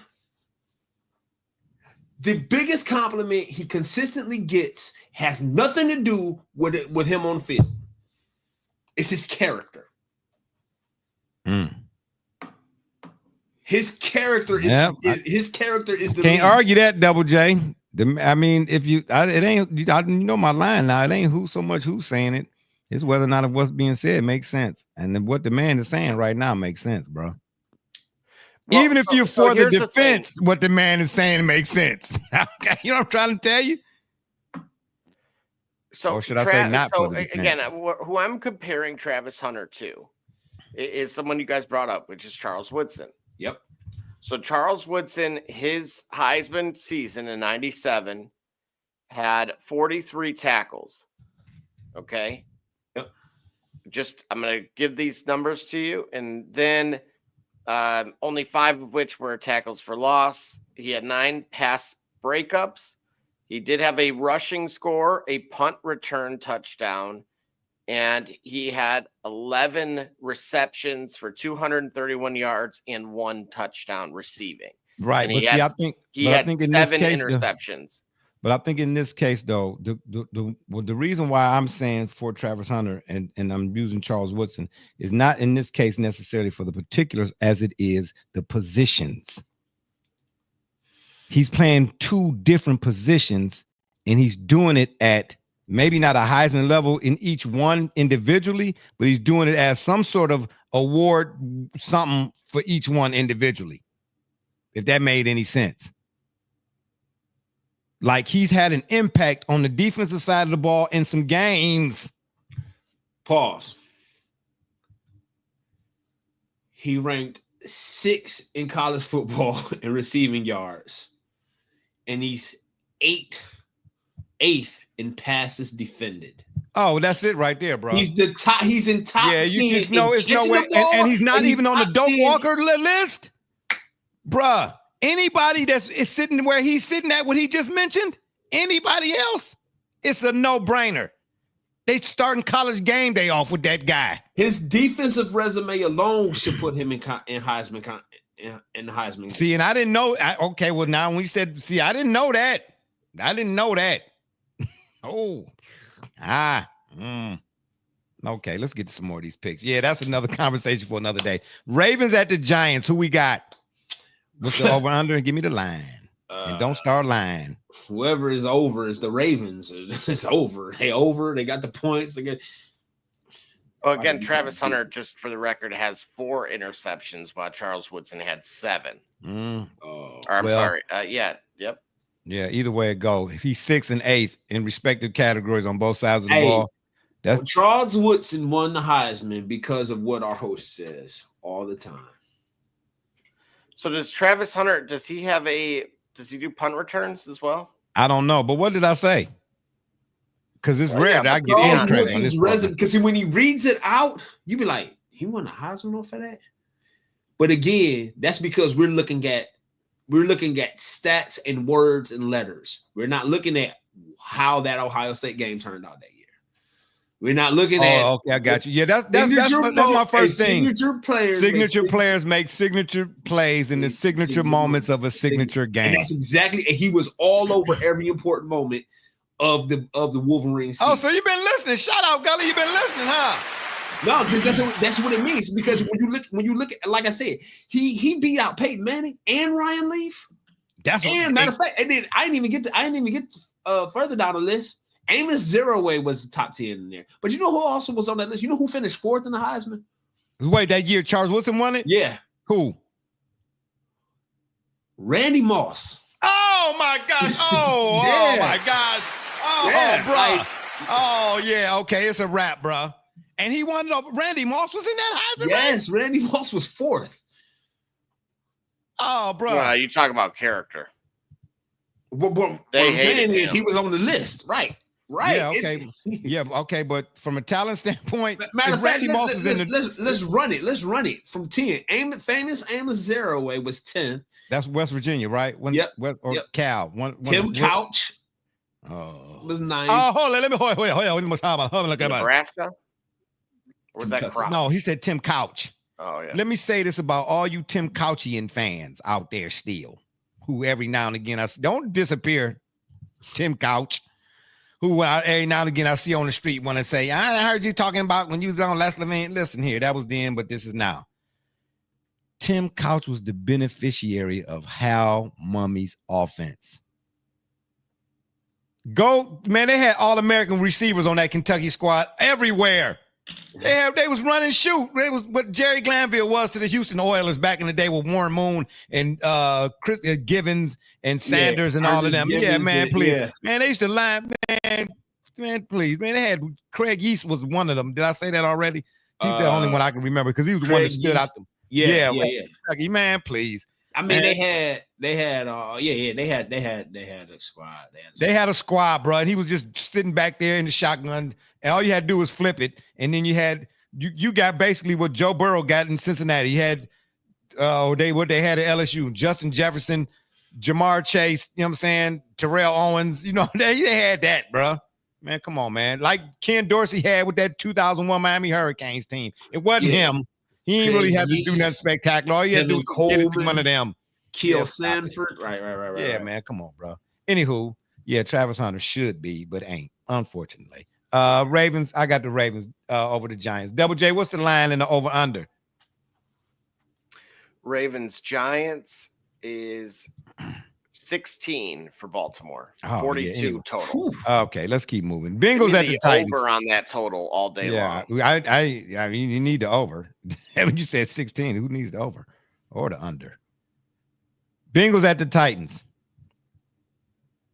I'm taking the Bengals. Yeah, I am too. I feel like again, season back against the wall. They tend to be familiar with these pressure type situations. Yeah, but they too far out of it now. Even I think mathematically they even still no good. Not right now. Just playing for, what we could have done for the Bengals. Yeah, that's what you think. I think they are. I think they mathematically eliminated already. No, they're still in it. Are they mathematically? Yeah. Mm-hmm. Oh, wow. Okay, well, go ahead then, Joey B. What's the line, Double J? For the Bengals, it is 5 in favor of the Bengals, over under 46.5. That's an odd 5. That's odd. What the Titans got going on down there today? That's 5. I don't like. Well, they choked that game away. I mean, I wouldn't even say choke. I don't know what's going on, but the last 2 games, somehow Jacksonville's just completely woken up defensively. No, that's not it. They all playing for that top draft pick, bro. That's what they playing for right now. Yeah, no. But I'm saying like Jacksonville won the game. Exactly. The Titans, but they almost beat Houston. Okay, well, almost only counting hanging eggs and horseshoes. The Titans, they want that number 1 pick. All right, Patriots at the Cardinals. Who we got? Man, the Cardinals have imploded. And to be honest with you, when I watched the tape, Kyler Murray is the problem. Oh, yeah. Because they got a decent enough running game in James Conner. Mm-hmm. And for Marvin Harrison Jr. to not be in no conversation, rookie of the year, whatever, I don't understand it. I don't understand it. The Lions had no problem when they got Megatron throwing him the ball, regardless of who else was on the other side right out the gate. You know what I'm trying to say? They not throwing Marvin. He's not. And I mean, and Marvin Harrison was what? What did he get selected at in the draft? Help me out here. It's not rhetorical. Well, that's the thing. Even from a fantasy standpoint, he was arguably one of the highest rookies historically that we've ever taken. High in the draft. Mm-hmm. In the fantasy draft even. Yeah. I don't get it. I'm going to take the Cardinals because the Patriots are just that bad, and the Cardinals are at home. I'm going to take the Cardinals. But Kyler Murray, man, nope. What's the line, Double J, over under? Hello? Oh, my God. Y'all see what I got through? it. It's. I had to scroll a little bit. It's 6 in favor of Arizona. Yeah, I'm not surprised. Gully, who you got? It's unbelievable. It's unbelievable. These guys get here and they go and they get to drinking. I hope you had to go to the bathroom. All right. Well, we're going to keep on rolling. We'll get back to him when he get back to us, I guess. Colts at the Broncos. What's the Oh,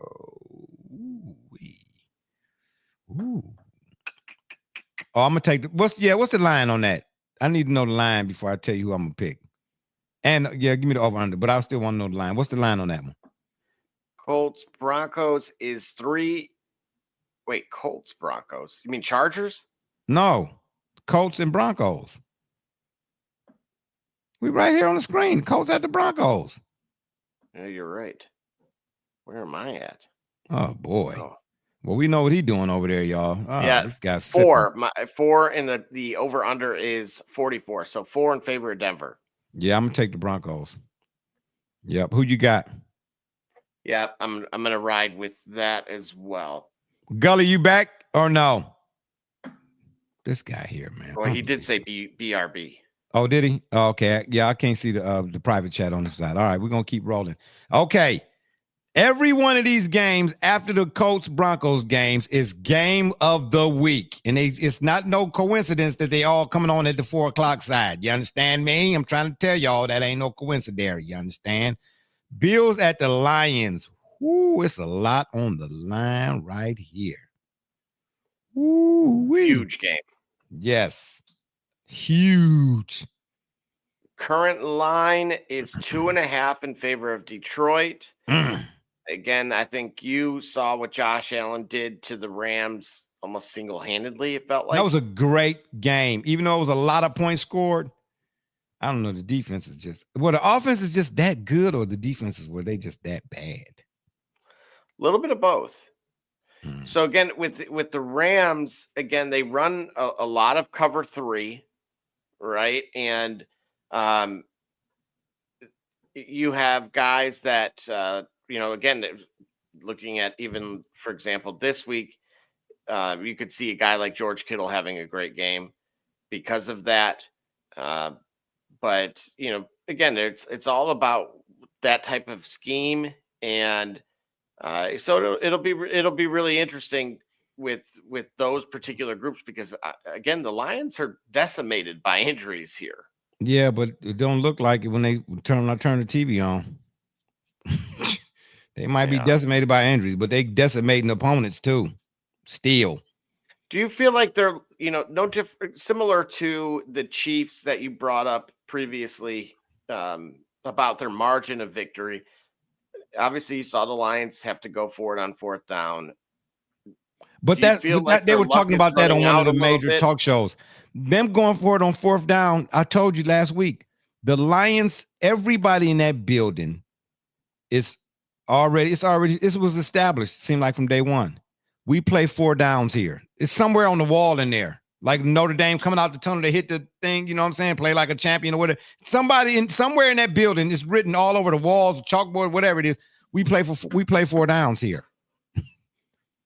Now, we might get a little selective about when we go for it on 4th based on the situation, but we play 4 downs here while everybody else is playing for 3. So, and the players said that. I don't know if it was Montgomery or one of them in the post-game presser. They was like, hey, look, this ain't nothing new to us. So once you get that's your mindset, it's not like you don't want to have to get the 4th down. You get what I'm trying to tell you? But you're prepared should you find yourself in that situation. And we're going to prepare for everything is what Dan Campbell's message has been. And it's then just start when he became a Lions head coach. Go back when he was a tight ends coach. What was it, Miami or wherever he was at before? Told the guy, hey, look, man, no, make that block. So this is who he is. And this is what he's been doing since he's been there. Even when he was 3-13, this is what he was doing. So now it's such a routine or a habit. What do you know what they say about habits? Good or bad? Yeah. You know what I mean? It has become habit. They do it so much, it's become habit, bro. And that's what they play for. Well, you can go in there as an opponent thinking they're going to punt if you want to. You better understand down and distance. That's all I'm trying to tell you, bro. I'm taking the Lions, though, even though Josh Allen scored 17 touchdowns. So that's what it looked like. 40 of them was running, 17 of them was passing. My gosh. 3 passing and 3 rushing. And yeah. still lost. And guess who else? Listen, I'm so glad he did that because what it did was it brought the past back to the present. Okay. Because who else is on that list? There's only 2 guys on that list. Who was the other guy? Oh, with 3 and 3? Yes. Oh, there is another. I don't know. Otto Graham, baby. Oh, gotcha. Right. Don't look, Double J.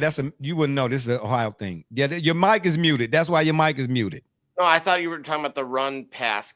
Listen. Okay. He on the list with Otto Graham. He got credited with the week prior to that. He got credited with a passing touchdown.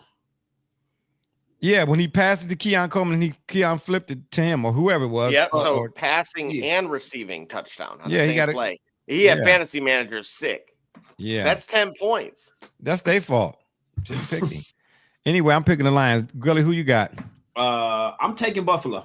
Of course, you're gonna circle them wagons, brother Rich. Come get your boy. Yeah, believe it or not, Gully, you're not alone there. The public money right now, 71% on the spread is circling the wagons with you. But 74% so far is on the money line for the Lions. And they really are liking the over despite it being at 54.5. So I expect those numbers to keep climbing. Absolutely. Likely as the But I bet you that line gonna come down on the 54.5. Yes. Yeah, that line gonna come down though. Get closer to Sunday. Watch.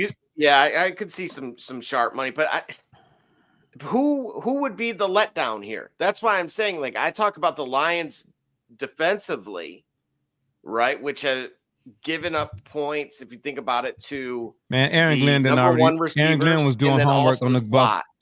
Well, I know one thing. They won't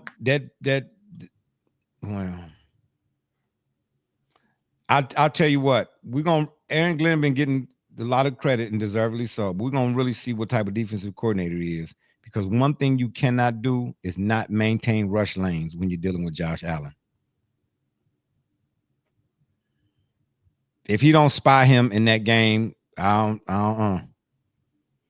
And then you're going to have to mix your coverages up on the back end too. You might start out pre-snap looking man, and then post snap go zone or something. You know what I mean? You got to just keep mixing it up. Sometimes bring pressure, sometimes let your forward go, even if they don't get there. You just got to keep mixing it up with him.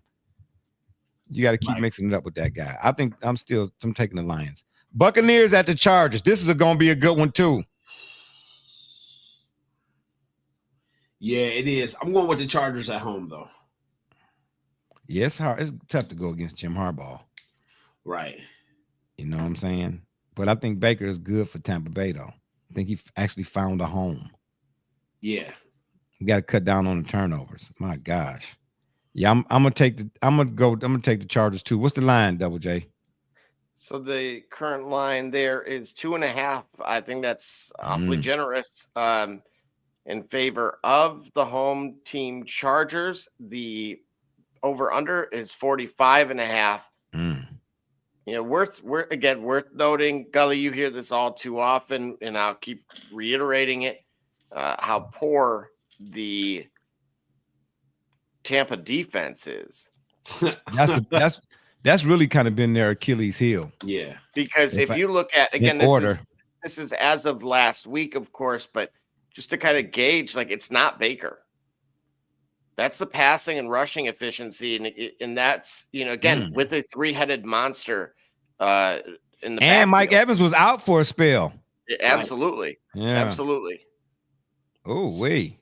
So, wow. I mean, again, whether it was just the matchup prior that we were talking about, which is fantastic, but just seeing, you know, what Baker's really been able to do, and all credit to all of them, but definitely a great. They have no defense. It's terrible. I mean, it really is bad. And that's not like them. All right, let's finish the thing is, on the opposite side, do they have Lad McConkey back? Obviously, I don't know. That's a big. They missed him last week. Don't get me wrong. The dude who had brick hands when I needed him decided to resemble a football player. The tight end, man. Man, you need save your checks. Hey, and you know what? Lad McConkey is by no means no relation to Phil McConkey. You know what? I thought he's not. When he was at Georgia that. No, he's not. He's not related. They're just last name coincidence. Really? Yep. Joe Alt is related to former NFL player, offensive lineman too, I believe, but I don't think McConkey. McConkey is not. All right, let's get back to our picks, man, so we can get out of here and get these folks. Let them go and get to bed. Appreciate that. Switch me up on the screens. Oh, yep. Wait a minute. Oh, I put you on the wrong one. Yeah, you did. All right, here we go. Yeah, but I'm taking the Chargers too. Who you got, Double J? You never did say.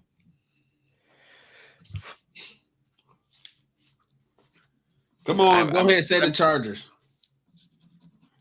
You know, the thing is, I like what Baker's done, and remember, it's a team sport, so it ain't about Baker. It's not. That's why I say I'm saying the Chargers at home. It's not to say it's not an indictment of Baker. Baker is getting to a lesser degree maybe to the similar degree what Joe Burrow is getting. No, I say to a lesser degree because Baker does have more turnovers. Yeah, Burrow is the real deal. But what I'm saying, Burrow, in terms of the type of season he's having, his type of play at quarterback, and the fact that the records don't show that. You know what I'm saying? Right. Yeah, Baker's having probably his best year at the position. Yes. Outside of maybe that year that they went to the playoffs, and it was they were very close. Whoa. This is a neat little graph. Cooper Rush. Oh, now Mr. Unlimited out here. Man. Yeah, all right. Yeah, I'm still rolling with the Chargers. All right, Steelers at Eagles. This is we pick that one last. Okay, Packers at the Seahawks. I'm going with the Pack. I'm going with the Seahawks. What's the line on that one, Double J? That's your Sunday night game too, by the way. Yeah. Telexitos, Universos, Telexitos on the Hispanic channels, baby. 2.5 for the visiting Packers. Yeah.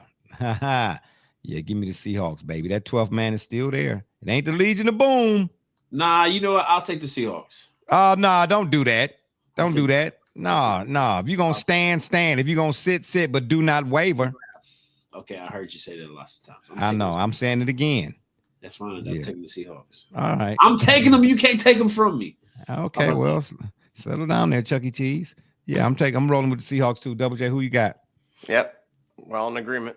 Yep, we're all in agreement. You hear that? We're all in agreement. We all picked the Seattle Seahawks. Okay, right. Anyway, and while we might as well go to the Monday night games. Like who really cares, really? You know what I mean? The Vikings are probably the only team on this out of the 4 here that are worthy of mention. But the Bears at the Vikings, you can still give us the line and the over under Double J, but I'm picking the Vikings either way. Division game now.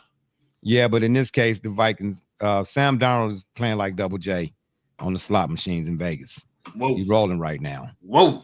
I'm just saying. Watch out now. Hot. Cool. Yeah, Woo. I like the Vikings. Yeah. But Aaron Jones can't keep on fumbling though. That fumbleitis.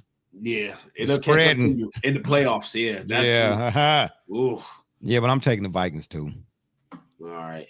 Falcons at the Raiders. Oh my. Can we all now congratulate the Falcons front office for drafting Michael Penix? Man, Kirk Cousins is overrated according to NFL standards. Okay, I'm just saying, man, please, Kirk Cousins. I'm telling you, and he ain't the only one. I can't name them all, but if you put burn some midnight oil and do a little video watching and go back a few clicks, he made his name in that game against the Browns when Shanahan, the elder statesman, came back to coach for a couple of seasons or whatever it is. Kirk Cousins made his name. They was in that Browns game. They bootlegged the Browns. They bootlegged the Browns all the way down the field for a touchdown. And Kirk Cousins been on everybody. I'm telling you that right now. And Kirk Cousins. It was Washington, right. Yeah, Washington. I'm telling you. They said, "Oh my gosh!" And all of a sudden, this Kirk Cousins mania was like, what's the guy? Matt Flynn. Matt Flynn had one good game against whoever it was, and Seattle said, "Oh, we're gonna give you $10 million." And then Russell Wilson showed up as a 3rd-round pick, and they was like, "You know what? You can have that 10. We'll see you some other time, maybe next time again. I don't know." They got him up out of there. But Kirk Cousins he really need to be cutting somebody in Cleveland a check. Okay, because it's because of you. I got paid in Atlanta and Minnesota. All right, Kirk Cousins, he like them 3-point shooters. He'll shoot you in the game and he'll shoot you out too, bro. I'm just saying, I don't trust him. That's why I'm picking the Raiders. I'm just saying, what's the over/under in the line? Yeah, so on this one, it is 4 in favor of Atlanta and 44 for the total. All right. And again, worth noting, looks like Aiden O'Connell only has a bone bruise. Obviously, they had him in the air cast, so looks like he might be able to play. And then, of course, look for Jacoby Myers and Brock Bowers. They are receiving over 50% of the targets throughout the last 4 games. I'm not surprised. And again, when you're seeing kind of route trees like this here, that was again against Kansas City, but just kind of to give you an idea of what we're dealing with Brock Bowers. Yeah, Kirk Cousins, they said he was the first player in NFL history to he did something. Whatever it was, he didn't. I'm just saying, man. This is not me. This is not me. I'm just saying, man. It's ridiculous. But anyway, I'm taking the Raiders. Raiders and the Vikings. And then last but not least, the game of the week. It's the battle in Philadelphia. It's the battle in PA. Just to pile on really quick on my end, it's with Kirk Cousins, because I think everybody. He went to Michigan State. That should tell you everything. Draymond Well, again, Green. out of the 31 quarterbacks with 50 plus dropbacks over the last month, Cousins ranks 29th. And he's Out of sandwiched 28 teams. between Aaron Rodgers and Mac Jones. Jeez. Is Mac Jones still in the league? I thought Mac Jones was doing country album now. He was a country singer. I'm just saying. Take this job and shove it. I'm just saying. Yeah. Well, anyway. Here's the thing: he's got his legs are through. Only Whose him legs and are through? Padford are the only two quarterbacks who not scramble during a blitz all season. Well, Matt Stafford don't need to scramble. Bet the under on his. Matt Stafford don't need to scramble. Kirk Cousins, he been scrambling ever since he left Michigan State. Okay, he been scrambling to get out of the state. Well, he's been scrambling eggs here soon. So. Yeah, okay, well, okay. Gosh. Yeah, scramble. What's up, Scramble. Anyway, Jerry Jones is online too. Anywho, Steelers at the Eagles. What's the line and the over/under? This should have been game of the week. This should have been moved. Yeah, it really should have. Man, night or Monday. This game should have been flexed 14 times, man. Yeah. Every doggone time slot. I'm taking. Yeah, a break. We need to cut the commercial and figure it out after. Because we need to huddle on this one. No, I'm jumping out the tree. I'm jumping out the plane at 50,000 feet with no parachute, baby. J.D. Cooper, baby. Go ahead. What's the line again? Tell me the line. What's the line? Believe it or not, it is 5.5 for the hometown Eagles. The very low total at 42.5. I think some of that comes off the heels of that lower scoring game with Carolina and a lot of respect in favor of the Pittsburgh defense and potentially once again without George Pickens. Yeah. Yeah. So who you got host? Yeah. Double J left. He ran away. I'm gonna roll. Oh man. Oh, that's gonna be a good game. He said the over-under was like 45 or something like that. Yeah, 42. 42.5, yes. Yeah, it's gonna that game might be 13-10, man. Ooh. Yeah, that game. This will definitely be my 1 point wager on my pick. I'm going to tell you that right now. Yeah. And I still don't know how y'all do that. Y'all been doing that. Y'all been cheating me, man. Man, we done told you from the beginning. Right. Told me nothing. You ain't scored nothing. He's played 2-3 years. And yeah, okay. Don't told me, showed me is what I'm saying. Anyway, I'm rolling with the Eagles begrudgingly. That 5 though, man. Well, maybe because it's a Saquon factor. Because Saquon chasing down Eric Dickerson. I think it's Eric Dickerson. For the Russian, yeah. For the season, yeah. Eric Dickerson had 2,500. No, absolutely not, man. What you own? What did he have? It was 2,000, I think, or something like. Or I think whatever it is, if Saquon get to 2,100, I believe is the Eric might have had like 2,082 or something, something. Oh, okay. Wacky like that or whatever it is. I think if Saquon get to 21, that's yeah. I think that 5 that's the Saquon factor. Yeah, I'm gonna roll with the Eagles begrudgingly. Yep. All right. Did y'all make y'all's picks? Who y'all got?